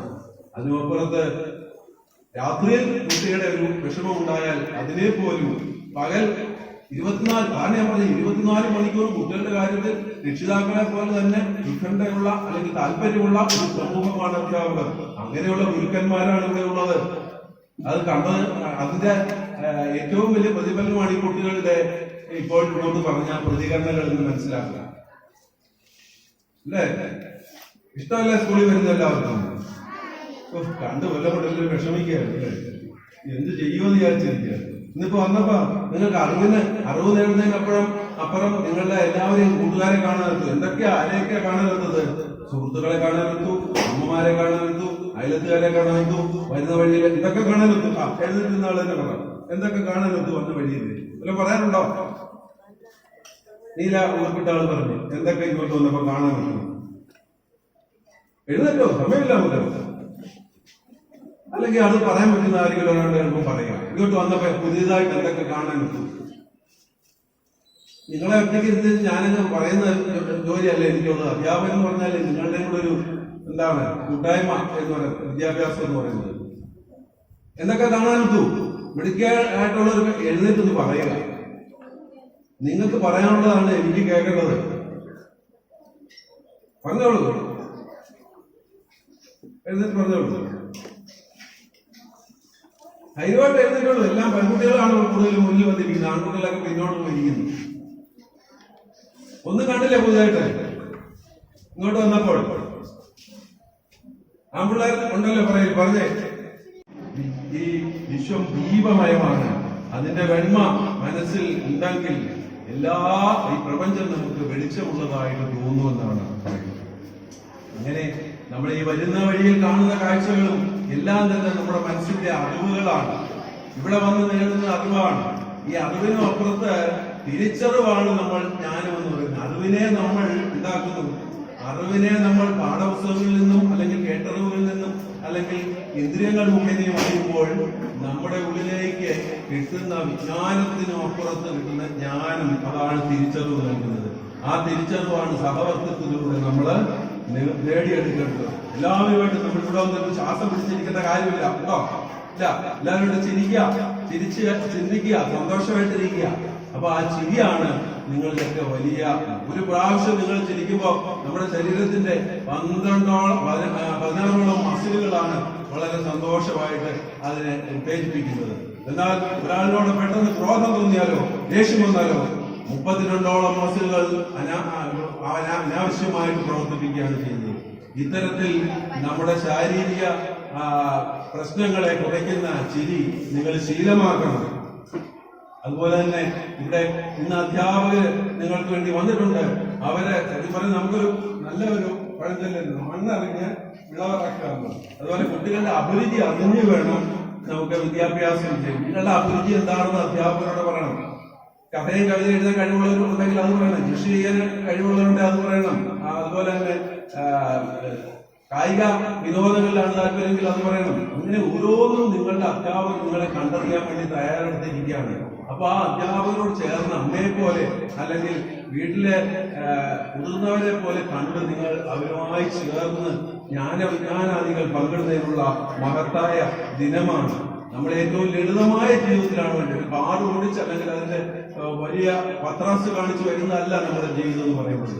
ദാരിദ്ര്യം എന്തെന്നറിഞ്ഞവർക്ക് പാലിൽ പരക്ലേശ വിവേകമുള്ളൂ എന്ന് കവി പറഞ്ഞിട്ടുണ്ട്. ജീവിതത്തിൽ അല്പസ്വല്പമൊക്കെ കഷ്ടപ്പാടുകൾ അറിയണം. മുസ്ലിം സഹോദരങ്ങള് ഒരു വർഷത്തിൽ 1 മാസക്കാലത്തോളം വലിയ വ്രതമനുഷ്ഠിക്കുന്നതായി നമുക്കറിയാം. ആ വ്രതാനുഷ്ഠാനങ്ങളുടെ ഭൂരിഭാഗവും പകൽ സമയത്ത് ഭക്ഷണം കഴിക്കാതെ വ്രതമനുഷ്ഠിക്കുകയാണ്. വ്രതമനുഷ്ഠിക്കുമ്പോൾ വൈകുന്ന വേളകളിൽ മാത്രമേ ഭക്ഷണം കഴിക്കാവൂ. അങ്ങനെ അന്നത്തെ ദിവസം ശരിക്കും ഉപവാസം എടുക്കുമ്പോൾ കഷ്ടപ്പെടുന്നവരുടെ അല്ലെങ്കിൽ ബുദ്ധിമുട്ടുന്നവരുടെ നിത്യേനയുള്ള ജീവിതം എന്താണെന്ന് തിരിച്ചറിയുന്നതിനുള്ള ഒരു വലിയ യജ്ഞമാണ് നടക്കുന്നത്. അത്തരത്തിൽ ദാരിദ്ര്യവും പ്രയാസവും ഒക്കെ എന്താണെന്ന് നമ്മൾ മനസ്സിലാക്കിയുള്ള ജീവിതമാണ് വേണ്ടത്. അങ്ങനെ നമ്മുടെ വലിയ ഒരു ദൗത്യമാണ് ഇന്ന് മുതൽ ഏറ്റെടുക്കുന്നത്.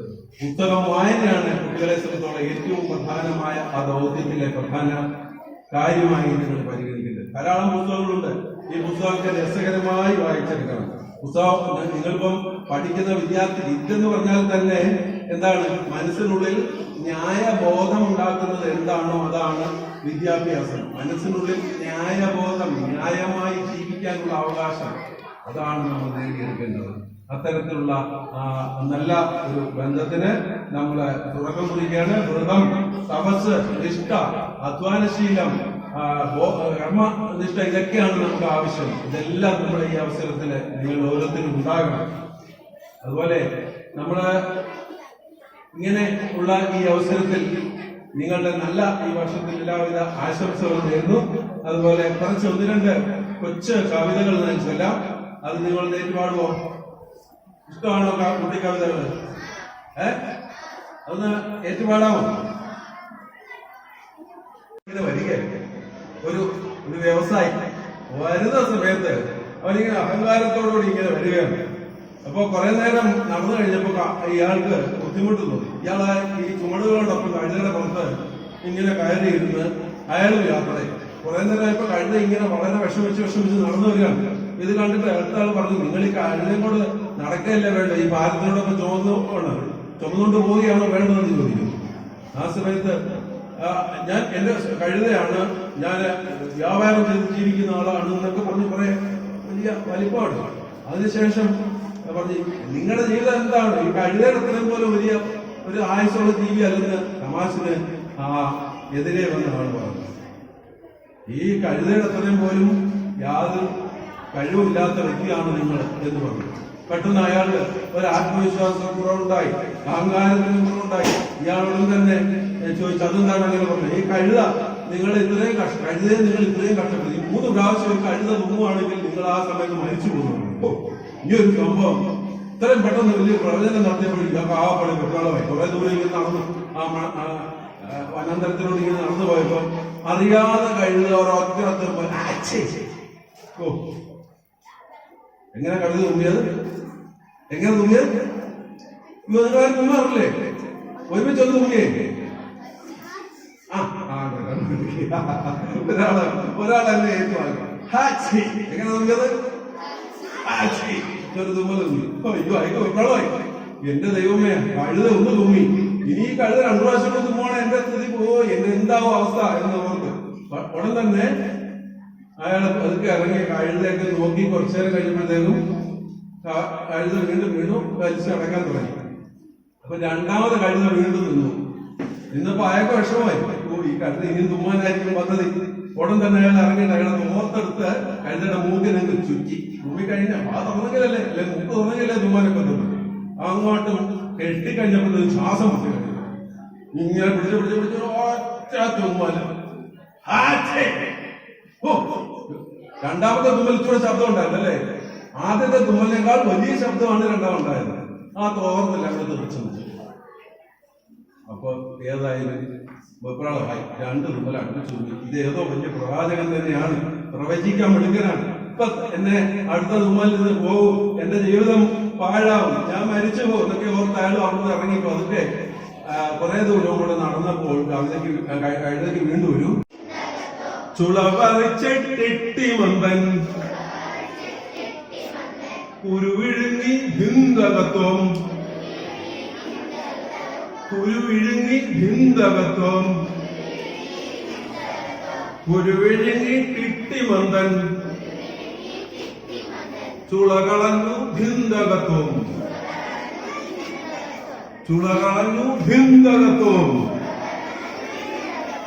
കുറെ ഇരിക്കുന്നവർക്ക് ഉണ്ട് ഉത്സാഹമുള്ളത്. മുന്നിലിരിക്കുന്നവർക്ക് ഇങ്ങനെ ഉണ്ടാതിരിക്കുന്നു. കൊച്ചുകുട്ടികൾ ഇപ്പൊ വന്നവരായിരിക്കും അല്ലേ? നമ്മൾ ആട്ടും പാട്ടും ഒക്കെ ആയിട്ട് കഴിയേണ്ടതാണ് വിദ്യാഭ്യാസം എന്ന് പറയുന്നത്. ആരും വായി മുടിയൊന്നും ഇരിക്കേണ്ട കാര്യമില്ല. എല്ലാവരും നമ്മള് ഒരുമിച്ച് പാട്ടും ഡാൻസും എല്ലാം വേണം, നൃത്തം ഒക്കെ ഉണ്ട്. അതാണ് ജീവിതം എന്ന് പറയുന്നത്. കോയിക്കാ വീട്ടിലെ തീക്കു ചെന്നപ്പോ നത്തുക അടിച്ചെന്റെ കയ്യൊടിഞ്ഞ്. അത് പാടാൻ വേണ്ടി പറയാൻ സാധില്ലേ? കോയിക്കാ വീട്ടിലെ തീക്കു ചെന്നപ്പം എല്ലാരും പാടും കുറച്ച്. കോയിക്കാ വീട്ടിലെ തീക്കു ചെന്നപ്പോ നത്ത് കളിച്ചെന്റെ കയ്യൊടിഞ്ഞ്. കൊച്ചു പൂച്ചയ്ക്ക് ഇത്ര പാല് കൊടുത്തപ്പം കൊച്ചു പൂച്ച നോക്കി കൈ നിവർന്നേ. നിങ്ങളെന്താ പാടാത്തത്? എന്താ പാടാത്തത്? പാട്ട് പാടാൻ ഒന്നാം നത്ത കഴിച്ചെന്റെ കൈയൊടിഞ്ഞേ. കൊച്ചു പൂച്ചക്ക് ഇത്ര പാല് കൊടുത്തപ്പം കൊച്ചു പൂച്ച നോക്കി കൈ നിവർന്നേ. നല്ല പാട്ടാണോ? അതുപോലെ വേറെ പാട്ടുണ്ട്. ചങ്കരൻ ചേട്ടന് മക്കളില്ലാഞ്ഞപ്പോ ചക്കക്കുരുവിനെ ദത്തെടുത്തു. ചങ്കരൻ ചേട്ടന് മക്കളില്ലാഞ്ഞപ്പോ ചക്കക്കുരുവിനെ ദത്തെടുത്തു.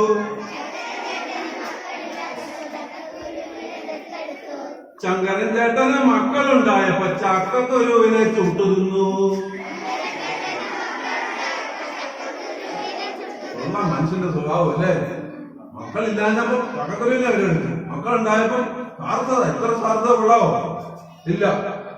അങ്ങനെ നമ്മള് കുറേയേറെ കാര്യങ്ങൾ പഠിക്കാൻ വെച്ചാൽ ഞാനൊരു എന്റേതായിട്ടുള്ളൊരു കൊച്ചു കവിത ഉണ്ട്.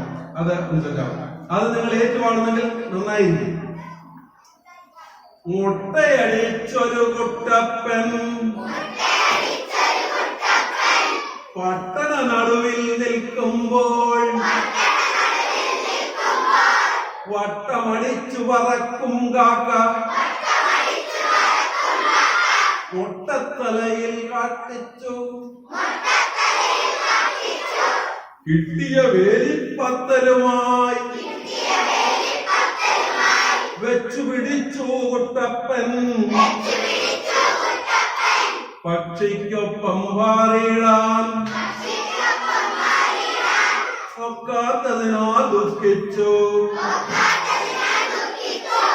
ആരെങ്കിലും നമ്മളോട് എന്തെങ്കിലും നമുക്ക് ഇഷ്ടമല്ലാത്ത കാര്യങ്ങൾ ചെയ്തു കഴിഞ്ഞാൽ നമ്മുടെ കഴിവിനനുസരിച്ച് വേണം നമ്മൾ എന്ത് ചെയ്യാൻ പോവാന്, പ്രതികരിക്കാൻ പോവാൻ അല്ലേ? അതാണ് മറ്റൊരു ഇതിലൂടെ തരുന്ന സന്ദേശം. അങ്ങനെ മറ്റൊരു ചെറിയ കവിതയും കൂടെ ചൊല്ലിക്കൊണ്ട് ഞാൻ എന്റെ ഈ പ്രസംഗം ഇവിടെ നിർത്തുകയാണ്. വരകളിലുണ്ടൊരു നീണ്ട വര,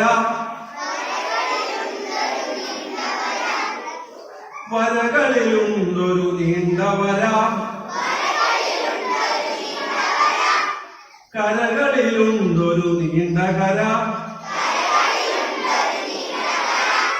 കഥകളിലുണ്ടൊരു നീണ്ട കഥ, നിരനിരയായൊരു നീണ്ട നിര, നിളയൊരു പുഴയതു നീണ്ട പുഴ, വഴികളിലുണ്ടൊരു നീണ്ട വഴി, ഗുഹകളിലുണ്ടൊരു നീണ്ട ഗുഹ, കടമതിലാണ്ടാൽ നീണ്ട കടം.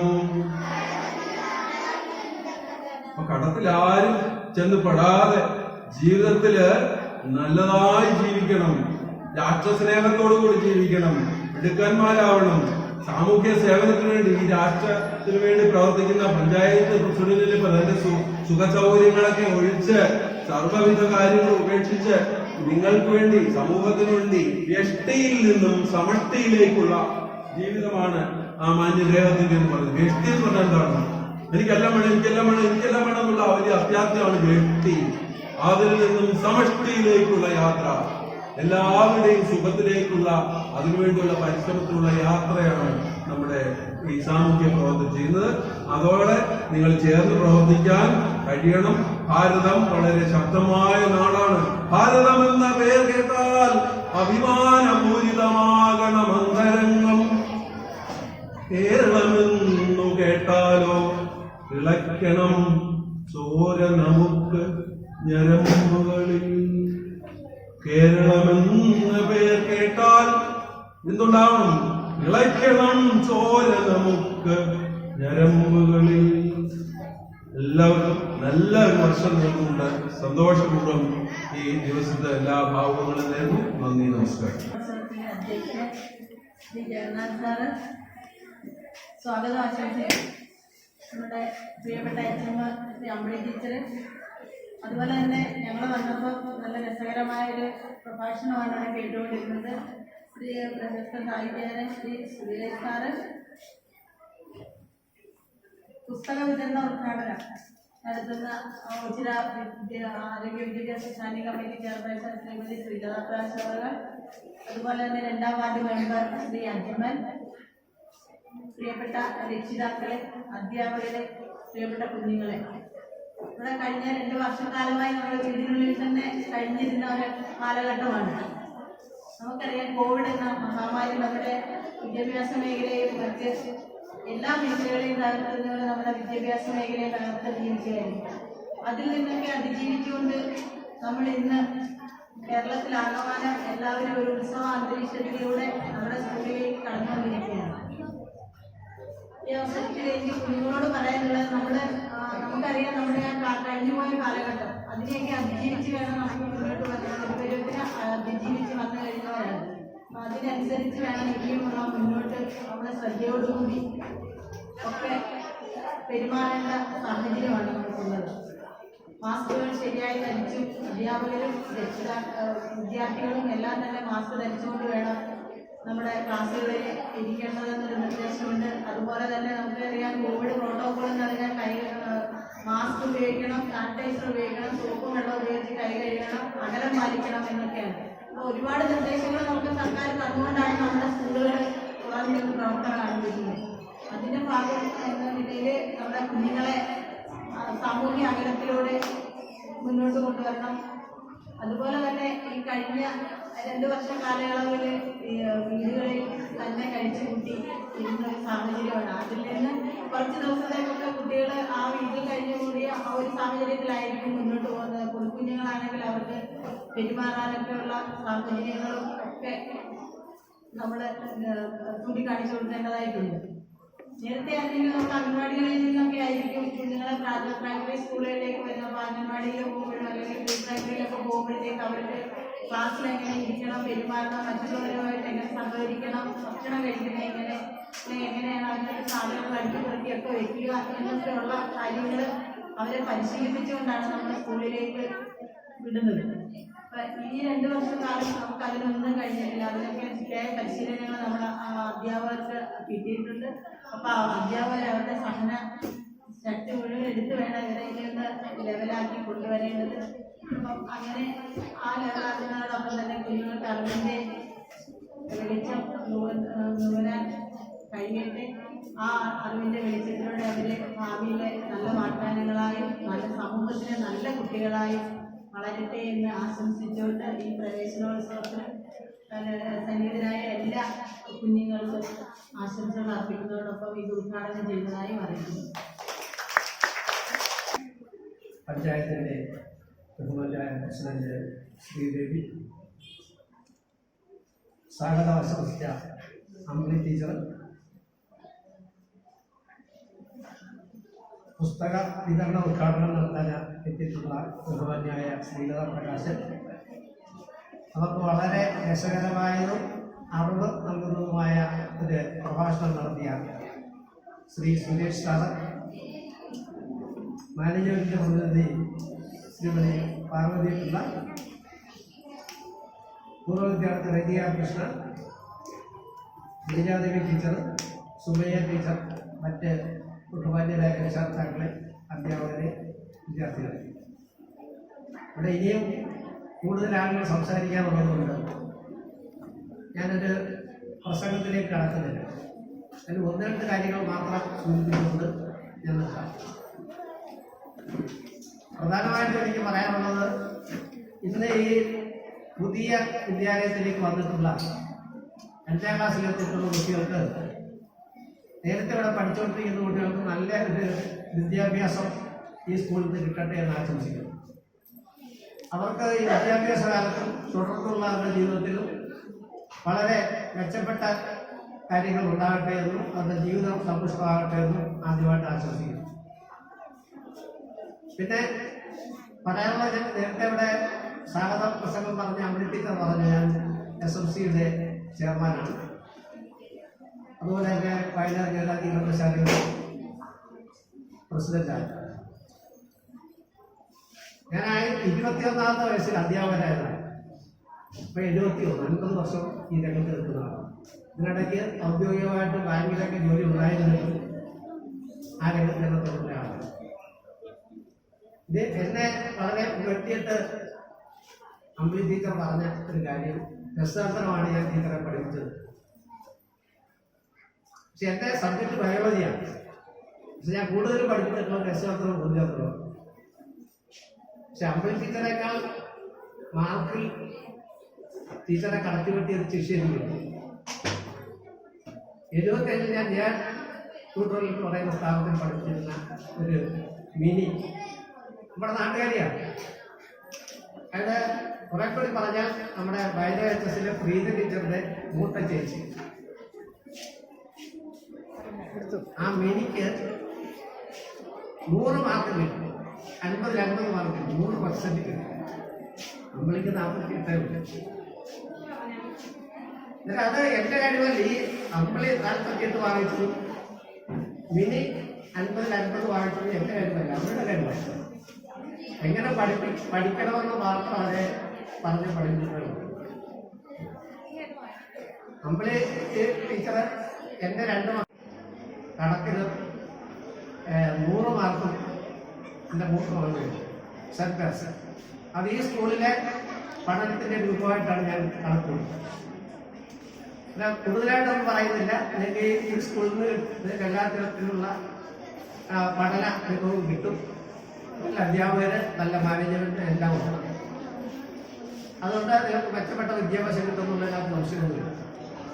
പിന്നെ പറയാനുള്ളത്, തൊട്ടടുത്ത് ഞാൻ പറഞ്ഞ നേതാജി ഗ്രന്ഥശാലയിൽ നിങ്ങൾക്ക് ആവശ്യമായ നമ്മുടെ പാഠപുസ്തകങ്ങൾക്ക് ഉപരിയായിട്ടുള്ള എല്ലാ പുസ്തകങ്ങളും ഉണ്ട്. അതുപോലെ തന്നെ അവിടെ ഒരു സ്കോളർഷിപ്പിന്റെ ക്ലാസ് നടക്കുന്നുണ്ട് 8ാം ക്ലാസ്സിലേക്ക്. ഇത് 7ാം ക്ലാസ്സിൽ ജയിച്ചു പോകുന്ന മറ്റു സ്കൂളിൽ നിന്ന് വരുന്ന കുട്ടികൾക്ക് വേണ്ടി 8ാം ക്ലാസ്സിലാണ്.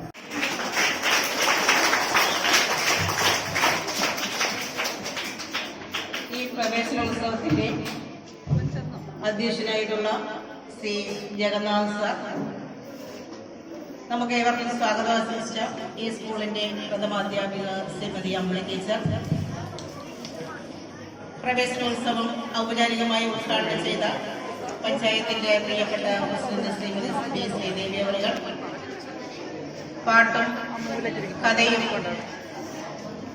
കവിതയും ഒട്ടേറെ അറിവുകളും നിങ്ങൾക്ക് പകർന്നു തന്ന് പ്രസിദ്ധനായ സാഹിത്യകാരൻ ശ്രീ സുരേഷ് മണ്ണാർശാൽ, പഞ്ചായത്ത് അംഗം ശ്രീ അജിമൻ, പ്രിയപ്പെട്ട രക്ഷകർത്താക്കളെ, പ്രിയപ്പെട്ട കുഞ്ഞുങ്ങളെ, പ്രിയമുള്ളവരെ, കളിയും ചിരിയും പാട്ടും ആട്ടും ഒക്കെയായിട്ട് ഒരു അധ്യയന വർഷം കൂടി വരികയാണ്. പൊതുവിദ്യാഭ്യാസങ്ങളിൽ വിദ്യാർത്ഥികൾ കൊഴിഞ്ഞു പോകുന്നു എന്നുള്ള ഒരു സത്യം മറികടന്നുകൊണ്ട് ഈ വർഷം എല്ലാ ഗവൺമെന്റ് സ്കൂളുകളിലേക്കും രക്ഷകർത്താക്കൾ കുട്ടികളെ വിടുന്നു. കഴിഞ്ഞ 2 വർഷക്കാലമായിട്ട് കോവിഡ് എന്ന മഹാമാരി മൂലം വീടുകളിൽ മാത്രം ഒതുങ്ങിക്കൂടുകയും ഓൺലൈനായിട്ട് ക്ലാസ് എടുത്തപ്പോൾ രക്ഷകർത്താക്കൾക്കും അധ്യാപകർക്കും കുട്ടികൾക്കുമുണ്ടായ മാനസികവും ശാരീരികവും ഒക്കെ ആയിട്ടുള്ള ബുദ്ധിമുട്ടുകൾ എത്രമാത്രം എന്നുള്ളത് നിങ്ങൾ ഓരോരുത്തരും അനുഭവിച്ചറിഞ്ഞതാണ്. അതിൽ നിന്നെല്ലാം വ്യത്യസ്തമായിട്ട് കരുതലോടെ അധ്യയന വർഷത്തെ വരവേൽക്കാം എന്ന പൊതുവിദ്യാഭ്യാസ പ്രചരണത്തോടുകൂടിയാണ് ഈ വർഷത്തെ അധ്യയനം നമ്മുടെ മുഖ്യമന്ത്രി ശ്രീ പിണറായി വിജയൻ കഴക്കൂട്ടത്ത് 10-15 ഉദ്ഘാടനം ചെയ്തിരിക്കുന്നത്. ഓരോ സ്കൂളുകളിലും ഓച്ചിറ ഗ്രാമപഞ്ചായത്ത് അടുത്ത 5 വർഷക്കാലം ഗവൺമെന്റ് സ്കൂളുകളെയും ഞങ്ങൾക്ക് സഹായിക്കാൻ കഴിയുന്ന തരത്തിൽ നിയമത്തിന്റെ പിൻബലത്തിൽ നിന്നുകൊണ്ട് എയ്ഡഡ് സ്കൂളുകളെ സഹായിക്കാൻ പറ്റുമെങ്കിൽ അത്തരത്തിൽ ചില ഭൗതിക സാഹചര്യങ്ങൾ വർദ്ധിപ്പിക്കുന്നതിനും ഇവിടുത്തെ കുട്ടികളുടെ പഠന നില മെച്ചപ്പെടുത്തുന്നതിനും വേണ്ടി സഹായങ്ങൾ ഉണ്ടാകും എന്ന് മാത്രം പറഞ്ഞുകൊണ്ട്, നിങ്ങൾ നാളെ മനുഷ്യരെ സ്നേഹിക്കുന്ന, നമ്മുടെ അച്ഛനമ്മമാരെ സ്നേഹിക്കുന്ന, വാർദ്ധക്യത്തിൽ അച്ഛനമ്മമാരെ അനാഥാലയങ്ങളിലേക്ക് പറഞ്ഞുവിടാതെ നമ്മുടെ കൈകളിൽ അവർ സുരക്ഷിതരാക്കത്തക്ക രീതിയിലുള്ള നല്ല മക്കളായിട്ട് വളരുക ഇത്രമാത്രം പറഞ്ഞുകൊണ്ട് നിങ്ങൾക്ക് എല്ലാവർക്കും എല്ലാവിധ ആശംസകളും അറിയിച്ചുകൊണ്ട് ഞാൻ ഈ പഠന ഉപകരണം ഔപചാരികമായി ഉദ്ഘാടനം ചെയ്തതായിട്ട് അറിയിക്കുകയാണ്. നന്ദി, നമസ്കാരം. ഈ പുസ്തകം ഏറ്റുവാങ്ങുന്നതിന് വേണ്ടി 5ാം ക്ലാസ്സിലെ മുഹമ്മദ് അഫ്സാനെ ക്ഷണിക്കുന്നു. മുഹമ്മദ് അഫിനാനെ ക്ഷണിക്കുന്നു. 5ാം ക്ലാസ്സിലെ മുഹമ്മദ് അഫിനാൻ.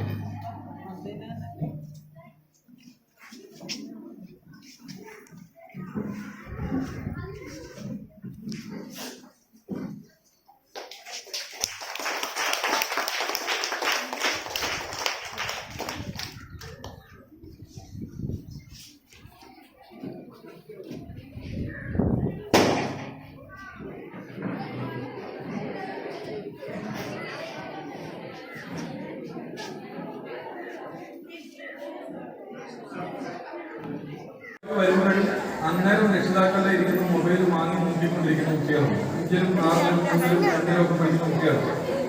ഞാൻ പറഞ്ഞത് അവരുടെ ആ ഒരു ഇടക്കാലത്തുള്ള അവരുടെ മാറ്റങ്ങൾ ആ രീതിയിലേക്ക് മാറി. അപ്പൊ അതിൽ നിന്നെല്ലാം അവരെ നമ്മുടെ റെഗുലറായിട്ടുള്ള പഴയ വിദ്യാഭ്യാസ സമ്പ്രദായത്തിൽ എങ്ങനെയായിരുന്നു നമ്മുടെ ക്ലാസ് മുറികൾ, വിദ്യാഭ്യാസ രീതി, അതിലേക്കെല്ലാം വരുന്നതിന് കുറച്ച് ബുദ്ധിമുട്ടുകൾ ഉണ്ടാവും. അപ്പൊ കുഞ്ഞുങ്ങളുടെ അവസ്ഥയൊക്കെ മനസ്സിലാക്കി രക്ഷിതാക്കളും അധ്യാപകരും എല്ലാം നമ്മളെല്ലാം ആത്മാർത്ഥമായി പരിശ്രമിച്ചു കഴിഞ്ഞാൽ അവരെ പഴയ രീതിയിലേക്ക് എത്തിക്കാൻ കഴിയും. ഇപ്പോൾ അതുകൊണ്ടുള്ള പങ്കെടുത്ത എല്ലാവരെയും ഉത്തര ഗ്രാമപഞ്ചായത്തിന് വേണ്ടിയിട്ട് എല്ലാ ആശംസകളും അറിയിച്ചുകൊണ്ട് നിർത്തുന്നു. നന്ദി, നമസ്കാരം. പരിപാടിയുടെ അധ്യക്ഷൻ പ്രഭാഷണം നടത്തിയ അധ്യാപകനായ ഒരുപാട് കഥകളും കാര്യങ്ങളും ഒക്കെ വളരെ സരസമായി കുഞ്ഞുങ്ങൾക്ക് പറഞ്ഞു തന്ന നമ്മുടെ വിശിഷ്ടാതിഥി, അതോടൊപ്പം തന്നെ ഉദ്ഘാടനം ചെയ്ത പഞ്ചായത്ത് പ്രസിഡന്റ്, നമ്മുടെ standing committee chairperson Radhakrishna sir, നമ്മുടെ പഞ്ചായത്ത് സെക്രട്ടറി അടക്കമുള്ള സ്കൂളിലെ അധ്യാപകരും ഇവിടുത്തെ കുട്ടികളും രക്ഷിതാക്കളും എല്ലാവരുടെ ചേർന്ന് ഈ പരിപാടി വളരെ ഗംഭീരമാക്കിയിട്ടുണ്ട്. സാധാരണ പണ്ട് നമ്മൾ സ്കൂൾ തുറക്കുമ്പോൾ കുഞ്ഞുങ്ങളെ കൊണ്ടുവരുന്ന ഗേറ്റിൻ്റെ അടുത്ത് നമ്മൾ കടത്തി വിട്ടേച്ചൊക്കെ തിരിച്ചു പോകുമായിരുന്നു. പക്ഷെ ഇന്നിപ്പോൾ രാവിലെ എല്ലാ സ്കൂളുകളിലും ഒരു മണിക്കൂർ, 1.5 മണിക്കൂർ, 2 മണിക്കൂർ വരെ നീണ്ടു നിൽക്കുന്ന ചെറിയ പരിപാടികളായിട്ടാണ് സംഘടിപ്പിച്ചിരിക്കുന്നത്. ഈ 2 വർഷത്തെ ഇടവേള. അടുത്തതായി ആശംസാ പുസ്തകത്തിന് വേണ്ടി നമ്മുടെ ഗ്രാമപഞ്ചായത്ത് 2 വർഷക്കാലത്തിന് ശേഷമാണ് സ്കൂളുകളിലേക്ക് കുട്ടികൾ തിരികെ പ്രവേശനോത്സവത്തിലേക്ക് നമുക്ക് കാണാം. ഇന്നിവിടെ എത്തിയിട്ടുള്ള കുട്ടികളിൽ നിന്നും രക്ഷിതാക്കളിൽ നിന്നും ഈ സ്കൂള് മികച്ച ഒരു പ്രകടനം പ്രതീക്ഷിക്കുന്നു. അതുപോലെ തന്നെ ഇവിടെ എത്തിയ കുട്ടികളും രക്ഷിതാക്കളും ഇവിടുത്തെ അധ്യാപകരിൽ നിന്നും ഈ മാനേജ്മെന്റിൽ നിന്നും ഒരു നല്ല പ്രകടനം തിരിച്ചു പ്രതീക്ഷിക്കുന്നു. അവ 2 കൂട്ടർക്കും അതിന് കഴിയട്ടെ എന്ന് ആദ്യം തന്നെ ആശംസിക്കുകയാണ്. നമ്മുടെ പഠന നിലവാരം മെച്ചപ്പെടുത്തുന്നതുമായി ബന്ധപ്പെട്ട് സംസ്ഥാന ഗവൺമെന്റ് നടപ്പിലാക്കി വരുന്ന വിവിധ പദ്ധതികളുടെ അടിസ്ഥാനത്തിൽ ഇന്ന് സർക്കാർ സ്കൂളുകളിലേക്കും അതുപോലെ തന്നെ എയ്ഡഡ് സ്കൂളുകളിലേക്കും ഒക്കെ കുട്ടികളുടെ പ്രവാഹം. കുറച്ചു കാലത്തിന് മുൻപ് ഇതല്ലായിരുന്നു സ്ഥിതി. അടച്ചുപൂട്ടൽ ഭീഷണി നേരിട്ടുകൊണ്ടിരുന്ന പല വിദ്യാലയങ്ങളിൽ നിന്ന് കുട്ടികളെ ഉൾപ്പെടുത്താൻ, അവരെ അക്കോമഡേറ്റ് ചെയ്യാൻ കഴിയാതെ വിഷമിക്കുന്ന അവസ്ഥയാണ്. അത്തരത്തിൽ പഠന നിലവാരത്തിലും ഭൗതിക സാഹചര്യങ്ങളിലുമൊക്കെ സർക്കാർ സ്കൂളുകളിലും എയ്ഡഡ് സ്കൂളുകളിലും ഒക്കെ തന്നെ വൻപിച്ച നിലവാരം കൈവരിപ്പിക്കുന്ന ഒരു കാലഘട്ടമാണ്. കുട്ടികളോട് ഒരു കാര്യം പറയാനുള്ളത്, നമ്മുടെ വിദ്യാഭ്യാസത്തിൽ വിജയവും പരാജയവും ഉണ്ടാകും. ഒരു പരാജയം നേരിട്ടുകൊണ്ട് മാത്രമേ നമുക്ക് ചില കാര്യങ്ങളൊക്കെ നമുക്ക് പരാജയം നേരിടേണ്ടി വരും. പക്ഷെ അവിടെ വെച്ച് നമ്മുടെ ജീവിതം അവസാനിച്ചെന്നോ അവിടെ കൊണ്ട് എല്ലാം തീർന്നുവെന്നോ നിങ്ങൾ കരുതരുത്. പരിശ്രമം അതൊന്നുകൊണ്ട് മാത്രമേ നമുക്ക് വിജയം കൈവരിക്കാൻ കഴിയൂ. നിരന്തരമായ പരിശ്രമത്തിലൂടെ മാത്രമേ നമുക്ക് വിജയത്തിലേക്ക് എത്താൻ കഴിയൂ. അതിനിടയ്ക്കുണ്ടാകുന്ന എല്ലാ ക്ഷീണങ്ങളും പരാജയങ്ങളും ഒക്കെ തന്നെ ആ വിജയത്തിലേക്കുള്ള നമ്മുടെ കുതിപ്പിന്റെ പടികളായി മാത്രം കണ്ടുകൊണ്ട് ഒരു പരീക്ഷ തോറ്റാൽ ആത്മഹത്യ ചെയ്യുന്ന രീതിയിലേക്ക് കുട്ടികൾ മാറുന്നത് പരാജയം ഏറ്റുവാങ്ങാൻ അവർ പഠിച്ചിട്ടില്ലാത്തതുകൊണ്ടാണ്. ചില പരാജയങ്ങളൊക്കെ ഉണ്ടാകുന്നു വിദ്യാഭ്യാസത്തിലും അതുപോലെ തന്നെ ജീവിതത്തിലും ഒക്കെ തന്നെ. അതിനെ തരണം ചെയ്തു പോകുന്നതിനുള്ള മനക്കട്ടി, അതിനെ തരണം ചെയ്യുന്നതിനുള്ള ശേഷി ആർജിച്ചുകൊണ്ട് നല്ല പൗരന്മാരായി രാജ്യത്തിനും ലോകത്തിനും മാതൃകളായി തീരട്ടെ നിങ്ങൾ ഓരോരുത്തരും എന്ന് ആശംസിച്ചുകൊണ്ട് നിർത്തുന്നു. നമസ്കാരം.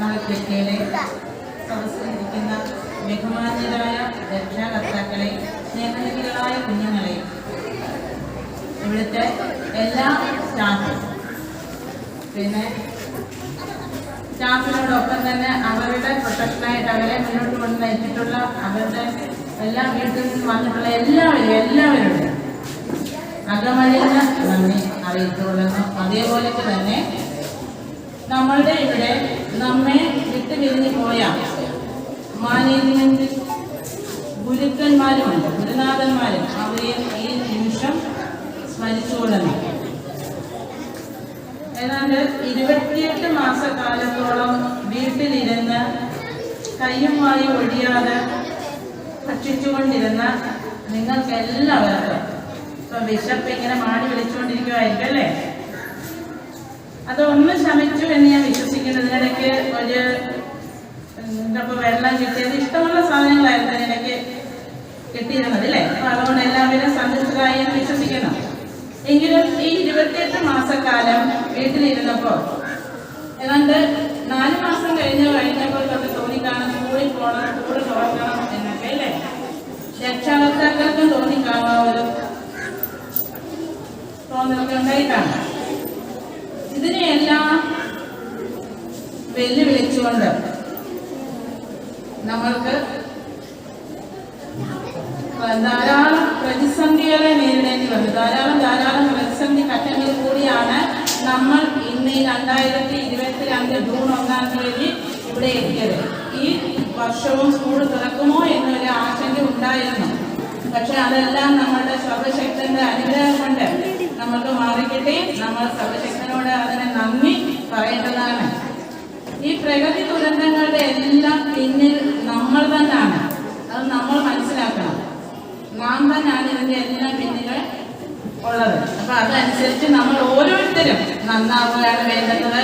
അതായത് കഴിവതും നമ്മൾ പിന്നെ പ്ലാസ്റ്റിക് അങ്ങനെയുള്ള നിരോധിച്ചിരിക്കുന്ന വസ്തുക്കൾ ഒന്നും തന്നെ നമ്മൾ ഉപയോഗിക്കാതിരിക്കുക. അതിനെക്കുറിച്ചൊന്നും കൂടുതലിവിടെ പറഞ്ഞ് നിങ്ങളെ ഞാൻ മുഷിപ്പിക്കുന്നില്ല. പിന്നെ എനിക്ക് എൻ്റെ ബഹുമാന്യരായ രക്ഷാകർത്താക്കളോട് പറയാനുള്ള ഒരു കാര്യമെന്ന് പറയുന്നത്, നമ്മൾ കുട്ടികളെ ശ്രദ്ധിക്കുക. കുട്ടികൾക്ക് വേണ്ടിയിട്ടാണ് നമ്മൾ കഷ്ടപ്പെടുന്നത്. നമ്മൾ അവരോട് പറയും, നീ പഠിക്കുക നിങ്ങൾക്ക് വേണ്ടിയിട്ടല്ലേ ഞങ്ങൾ കഷ്ടപ്പെടുന്നത് എന്നൊക്കെ നമ്മളെല്ലാവരും വേദവാക്യം പോലെ ചോദിക്കും. പക്ഷെ ആ വേദവാക്യം പോലെ നമ്മൾ ചോദിക്കുകയല്ല ചെയ്യുന്നത്. നമ്മളുടെ കുഞ്ഞുങ്ങളോടൊപ്പം നമ്മൾ 2 മണിക്കൂറെങ്കിലും, കുറഞ്ഞതാണ് ഞാൻ 2 മണിക്കൂർ പറയുന്നത്, 2 മണിക്കൂറെങ്കിലും നമ്മൾ ചെലവിടുക. അല്ലാതെ അവർക്ക് വേണ്ടുന്നതെല്ലാം നമ്മൾ വേണ്ടാത്തതും, ഇന്ന് വേണ്ടുന്നത് മാത്രമല്ല വേണ്ടാത്തതും നമ്മൾ കൊടുക്കുന്നുണ്ട്. ആ ഒരു തലത്തിലേക്ക് എത്തിമാറി ഞാൻ ഉൾപ്പെടെയുള്ള സമൂഹം. പക്ഷെ അത് നമ്മൾ അവരോട് ചെയ്യുന്ന ഏറ്റവും വലിയൊരു ദ്രോഹമാണ്. അതുകൊണ്ട് അതിലേക്ക് പോകേണ്ട, അവർക്ക് വേണ്ടുന്ന കാര്യങ്ങൾ നമ്മൾ ചെയ്തു കൊടുക്കുക. അതോടൊപ്പം തന്നെ അവർക്ക് വേണ്ടി 2 മണിക്കൂർ സമയം അവരോടൊപ്പം എപ്പോഴെങ്കിലും മതി. ഒന്ന് രാവിലെ സമയം കിട്ടുന്നെങ്കിൽ അന്നേരം, അല്ലെ വൈകുന്നേരം. ഈ ദിവസങ്ങളിൽ ഇതിന് അങ്ങനെ സമയമില്ലെങ്കിൽ ആഴ്ചയിൽ 2 ദിവസം പൂർണ്ണമായിട്ടും ഒരു 5-6 മണിക്കൂറെങ്കിലും ഇടപെടണം.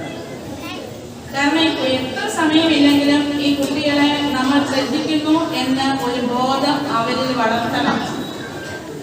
ആ ഒരു ബോധം നമ്മൾക്ക് അവരിൽ വളർത്തണമെങ്കിൽ നമ്മൾ അവരെ ശ്രദ്ധിക്കണം.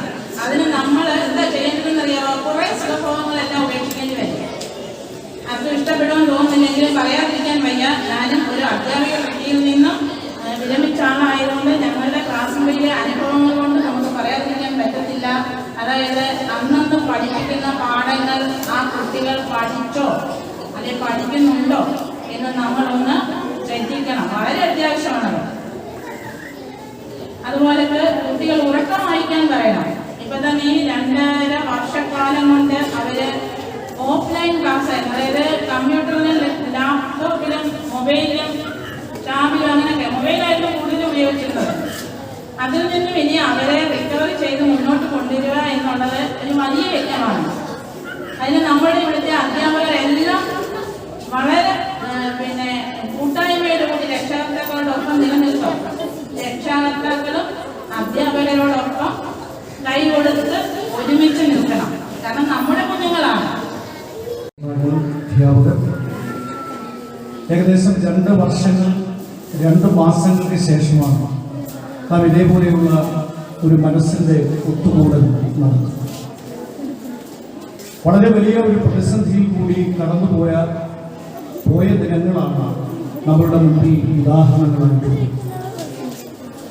വിദ്യാഭ്യാസം എന്ന് പറയുന്നത് ഇന്ന് കേരളത്തിലെമ്പാടും തന്നെ പ്രവേശന ഉത്സവങ്ങൾ നടക്കുന്നു. അറിവിൻ്റെ മായാലോകത്തിലേക്ക് നിങ്ങളെ കൈപിടിച്ചുയർത്തുന്ന ഒരു കൂട്ടം അധ്യാപകരാൽ നിയന്ത്രിക്കപ്പെടുന്ന മനസ്സുകളായി മാറുന്ന ഒരു വലിയ സമൂഹത്തിന്റെ സൃഷ്ടിയാണ് ഈ ജൂൺ 1 ആരംഭിക്കുന്നത്. വിദ്യാഭ്യാസം മൗലികമാണ്.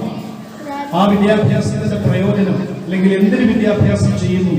ഇവിടെ സുരേഷ് കുമാർ സാർ നേരത്തെ അദ്ദേഹത്തിന്റെ പ്രസംഗത്തിൽ ഒരു കുട്ടിയോട് ചോദിച്ചു, എന്തിനാണ് നിങ്ങൾ പഠിപ്പിക്കേണ്ടത്? ഒരു കുട്ടി അധ്യാപികയാകണം എന്ന് ആഗ്രഹം പ്രകടിപ്പിച്ചപ്പോൾ ആ കുട്ടിയോട് സാർ ചോദിച്ചു, എന്തിനാണ് നിങ്ങൾ മറ്റുള്ളവരെ പഠിപ്പിക്കേണ്ടത്? ആ വിദ്യാഭ്യാസത്തിന്റെ ലക്ഷ്യം എന്ന് പറയുന്നത് അതിജീവനത്തിന്റെ കരുത്തുകൾ നേടുക, മാനവികത ഉയർത്തിപ്പിടിക്കുന്ന സന്ദേശം ഉൾക്കൊള്ളുക, എല്ലാവരെയും ഒരേപോലെ കാണുന്ന മനസ്സിനെ രൂപപ്പെടുത്തുക എന്നുള്ളതാണ്. ഒപ്പം ലോകത്ത് നടക്കുന്ന, നമുക്ക് ചുറ്റുപാട് നടക്കുന്ന എല്ലാ വിധത്തിലുള്ള പ്രശ്നങ്ങളെയും അതിനെ സൂക്ഷ്മതയോടുകൂടി നോക്കിക്കാണുക, ഇതൊക്കെ വിദ്യാഭ്യാസത്തിന്റെ ഭാഗമാണ്. വിദ്യാഭ്യാസത്തെ സംബന്ധിച്ച് ഏറ്റവും പ്രധാനമായിട്ടുള്ള ആപ്തവാക്യത്തിൽ സൂചിപ്പിക്കുന്നത് ആത്മവിമർശനമാണ് വിദ്യാഭ്യാസം. നാം നമ്മെ പഠിക്കാൻ ശ്രമിക്കുമ്പോഴാണ് വിദ്യാഭ്യാസത്തിന്റെ മൗലികത ഉയരുന്നത്. നമുക്കറിയാം, 1ാം ലോക മഹായുദ്ധം ആരംഭിച്ചത് എന്നാണ് എന്ന് ചോദിച്ചാൽ നിങ്ങൾ അതിന്റെ ഉത്തരം പറയുമോ? 7ാം ക്ലാസ്സിലൊക്കെ പഠിക്കുന്ന കുട്ടികൾ ഇരിപ്പുണ്ടെങ്കിൽ 1ാം ലോക മഹായുദ്ധം എന്നാണ് ആരംഭിച്ചത് എന്ന് ചോദിച്ചാൽ എന്തുത്തരം പറയും? ആർക്കെങ്കിലും പറയാൻ പറ്റും?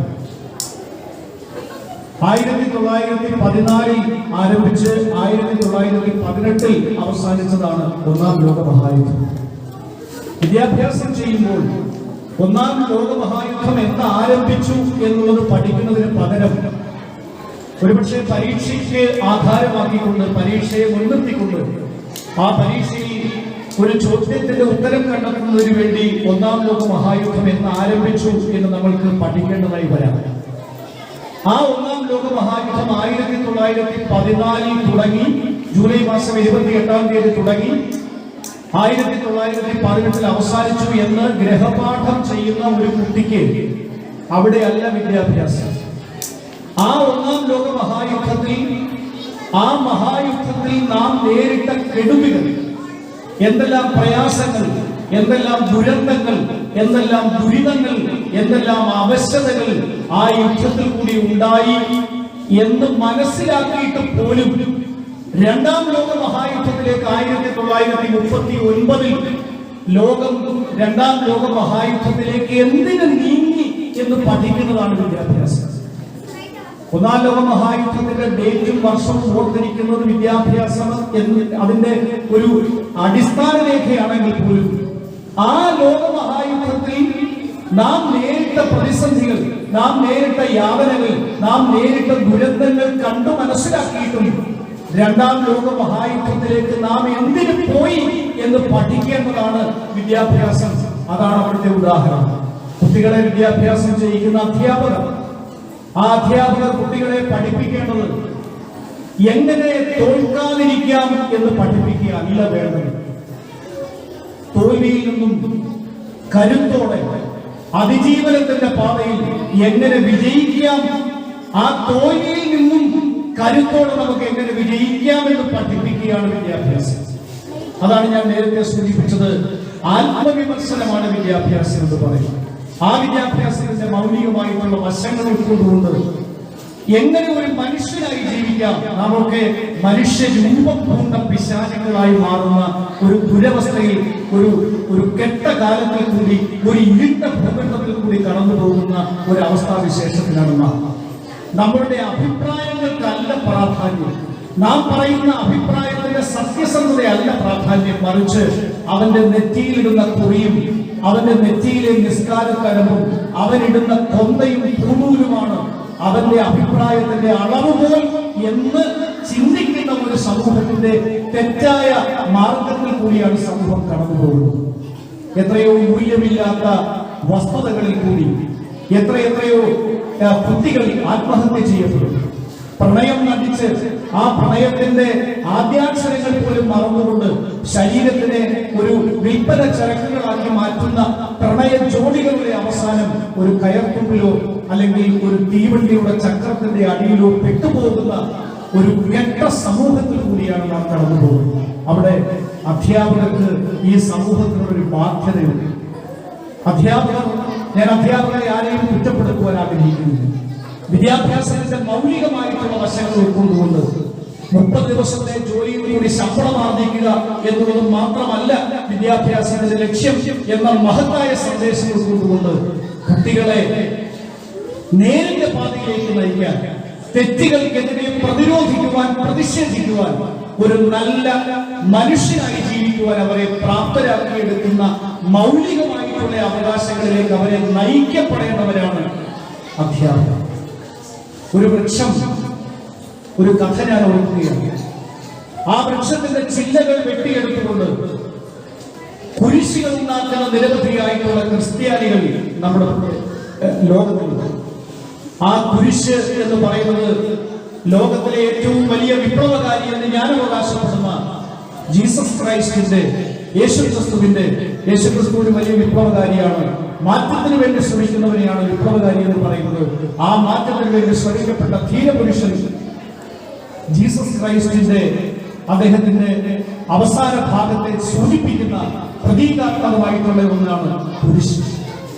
ആ കുരിശുകൾ ഉണ്ടാക്കാൻ വൃക്ഷത്തിന്റെ ശിഖരങ്ങൾ വെട്ടിയെടുത്തപ്പോൾ ആ വൃക്ഷം വെട്ടിയെടുക്കുന്ന മനുഷ്യനോട് ചോദിച്ചു, നീ എന്റെ ശിഖരങ്ങൾ വെട്ടിയെടുത്ത് എത്രയോ കുരിശുകൾ നീ ഉണ്ടാക്കി, ആ കുരിശുകൾ നീ എത്രയോ പ്രചരിപ്പിച്ചു. പക്ഷേ ആ കുരിശിന്റെ പ്രതീകമായിട്ടുള്ള യേശുക്രിസ്തു ആകാൻ നീ എന്തേ ശ്രമിക്കാത്ത? യേശുക്രിസ്തു എന്ന് പറയുന്ന വ്യക്തിയെ കുറിച്ച് ഞാനൊന്നും പറയേണ്ട കാര്യമില്ല. ആ മാറ്റത്തിന് വേണ്ടി പരിശ്രമിക്കപ്പെട്ട ഒരു മാറ്റത്തിന്റെ പടപ്പാട്ടുകാരനായിരുന്ന യേശുക്രിസ്തു ആകാൻ നീ എന്തുകൊണ്ട് ശ്രമിക്കുന്നില്ല? പകരം ആ യേശുക്രിസ്തുവിനെ തറയ്ക്കപ്പെട്ട കുരിശുകളായി മാറുവാൻ, ആ കുരിശുകൾ ഉണ്ടാക്കി പ്രചരിപ്പിക്കുവാൻ നീ എന്റെ വൃക്ഷശിഖരങ്ങൾ കട്ടെടുക്കുമ്പോൾ നീ ജീസസ് ക്രൈസ്റ്റ് ആകാൻ ശ്രമിക്കാത്തത് എന്ത് എന്നാണ് വൃക്ഷം ആ വെട്ടിയെടുക്കപ്പെട്ട മനുഷ്യനോട് ചോദിച്ചത്. ഇവിടെ വിദ്യാഭ്യാസത്തിന്റെ ലക്ഷ്യം മൗലികത ഉയർത്തിപ്പിടിക്കുന്ന ഒരു നല്ല സമൂഹത്തിന്റെ വക്താക്കളായി മാറുവാൻ, ജാതിയുടെയും മതത്തിന്റെയും വേലിക്കെട്ടുകളില്ലാതെ പൗരബോധമുള്ള നേരിന്റെ നേർക്കാഴ്ചകളായിട്ടുള്ള പ്രതീകങ്ങളായി മാറുവാൻ വിദ്യാർത്ഥികളെ വാർത്തെടുക്കപ്പെടേണ്ട സമൂഹമായി അധ്യാപകർ മാറുമ്പോഴാണ് കേരള സംസ്ഥാന ഗവൺമെന്റ് ഈ അടുത്ത കാലത്തായി പ്രഖ്യാപിക്കപ്പെട്ട ഒരു പദ്ധതിയുണ്ട്, സഹിതം എന്നാണ് ആ പദ്ധതിയുടെ പേര്. ഈ 2 വർഷക്കാലമായി കുട്ടികളിലുണ്ടായ മാനസികമായിട്ടുള്ള വിഷമങ്ങൾ, ആ വിഷമങ്ങളെ എങ്ങനെ തരണം ചെയ്യാൻ കഴിയും, കുട്ടികളിൽ ഇന്ന് അനുഭവിക്കപ്പെട്ട മാനസിക സംഘർഷങ്ങൾ, കുട്ടികളുടെ മാനസികമായിട്ടുള്ള നിപുണതകൾ, അതൊക്കെ മനസ്സിലാക്കി അവരെ എങ്ങനെ സമൂഹത്തിന്റെ മുഖ്യധാരയിലേക്ക് കൊണ്ടുവരാൻ കഴിയും എന്ന കുട്ടികളുടെ മനസ്സുകളെ വായിച്ചെടുക്കുന്ന അധ്യാപകന്റെ കടമ എന്ത് എന്ന് പഠിപ്പിക്കുന്നതിനായിട്ടുള്ള ഒന്നാണ് സഹിതം പദ്ധതി. ആ പദ്ധതിയിൽ കൂടി കൂടിക്കൊണ്ടാണ് ഇന്നത്തെ 2022 പ്രവേശനോത്സവം മുന്നോട്ട് പോയിക്കൊണ്ടിരിക്കുന്നത്. ഞാൻ കൂടുതലായി ഒന്നും പറയുന്നില്ല. ഈ പ്രിയപ്പെട്ട കൂട്ടുകാരോട്, എന്റെ പ്രിയപ്പെട്ട കുട്ടികളോട് ഒരുപാട് കാര്യങ്ങൾ സംവദിക്കുവാൻ, ഈ കെട്ടകാലത്തിന്റെ ഇരുണ്ട ഭൂപടത്തിൽ നിന്നും വെളിച്ചം നിറഞ്ഞ ഒരു വലിയ വിശാലമായ അന്തരീക്ഷത്തിലേക്ക് പാറിപ്പറക്കുന്ന നല്ല മനസ്സിന്റെ ഉടമകളായി വിദ്യാഭ്യാസത്തിൽ കൂടി മാറണം എന്ന് മാത്രം ആവശ്യപ്പെട്ടുകൊണ്ട് ഈ അറിവിന്റെ ലോകത്തിലേക്ക് ആദ്യാക്ഷരങ്ങൾക്കായി ചുവടുവയ്ക്കുന്ന എന്റെ പ്രിയപ്പെട്ട കൂട്ടുകാർക്കും അവരെ അഭ്യസിപ്പിക്കുന്ന പ്രിയപ്പെട്ട അധ്യാപകർക്കും എന്റെ എല്ലാവിധ ആശംസകളും അറിയിച്ചു നിർത്തുന്നു. അഭിവാദ്യങ്ങൾ. എല്ലാവരുടെയും പ്രസംഗം കേട്ട് അവസരമായിട്ട് ഇരിക്കുകയാണെന്ന് എനിക്കറിയാം. നമ്മുടെ മുഖ്യ പ്രഭാഷകന്റെ പ്രഭാഷണം വളരെയേറെ നിങ്ങൾ ആസ്വദിച്ചുവെന്ന് ഞാൻ മനസ്സിലാക്കുന്നു. എനിക്ക് എൻ്റെ കർത്തവ്യം എന്ന് പറയുന്നത് ഈ ചടങ്ങിന് നന്ദി രേഖപ്പെടുത്തുക എന്നുള്ളതാണ്. ആദ്യമായി ഞാൻ കൃതജ്ഞത അർപ്പിക്കുന്നത് യോഗത്തിന്റെ അധ്യക്ഷ സ്ഥാനം അലങ്കരിച്ച ശ്രീ ജഗന്നാഥൻ സാർ, പിന്നീട് ഉദ്ഘാടന ചടങ്ങിലെത്തിയ നമ്മുടെ പഞ്ചായത്ത് പ്രസിഡന്റ് ശ്രീമതി ശ്രീദേവി മാഡം, ശ്രീമതി മാഡത്തിനും എന്റെയും എന്റെ സ്കൂളിന്റെയും പേരിലുള്ള നന്ദി അറിയിക്കുന്നു. പിന്നീട് നമ്മുടെ മുഖ്യ പ്രഭാഷണം നടത്തിയ ശ്രീ സുരേഷ് കുമാർ മണ്ണാർശാല അവർക്കും, പ്രശസ്ത സാഹിത്യകാരനും എഴുത്തുകാരനുമായ ശ്രീ സുരേഷ് കുമാർ മണ്ണാർശാല അവർക്കും എന്റെ പേരിലും എന്റെ സ്കൂളിന്റെ പേരിലുമുള്ള നന്ദി അറിയിക്കുകയാണ്. പിന്നീട് മാനേജ്മെന്റ് പ്രതിനിധിയായി സംസാരിച്ച ശ്രീമതി പാർവതി പിള്ള അവർക്കും എന്റെയും സ്കൂളിന്റെയും പേരിലുള്ള നന്ദി അറിയിക്കുന്നു. പിന്നീട് ആശംസകൾ അർപ്പിച്ച ശ്രീ രജീവ് കൃഷ്ണ, പൂർവ്വ വിദ്യാർത്ഥി സംഘടനയുടെ പ്രതിനിധിയാണ്. അദ്ദേഹത്തിനും എന്റെയും എന്റെ സ്കൂളിന്റെയും പേരിലുള്ള നന്ദി അറിയിക്കുന്നു. കൂടാതെ ഈ ചടങ്ങിൽ പങ്കെടുത്ത, ആരെങ്കിലും വിട്ടുപോയിട്ടുണ്ടെങ്കിൽ ക്ഷമിക്കുക, ഈ ചടങ്ങിൽ പങ്കെടുത്ത ഓരോ വ്യക്തികളും, വേദിയിലും സദസ്സിലും ഇരിക്കുന്ന ഓരോരുത്തർക്കും എന്റെയും എന്റെ സ്കൂളിന്റെയും പേരിലുള്ള നന്ദി അറിയിക്കുന്നു.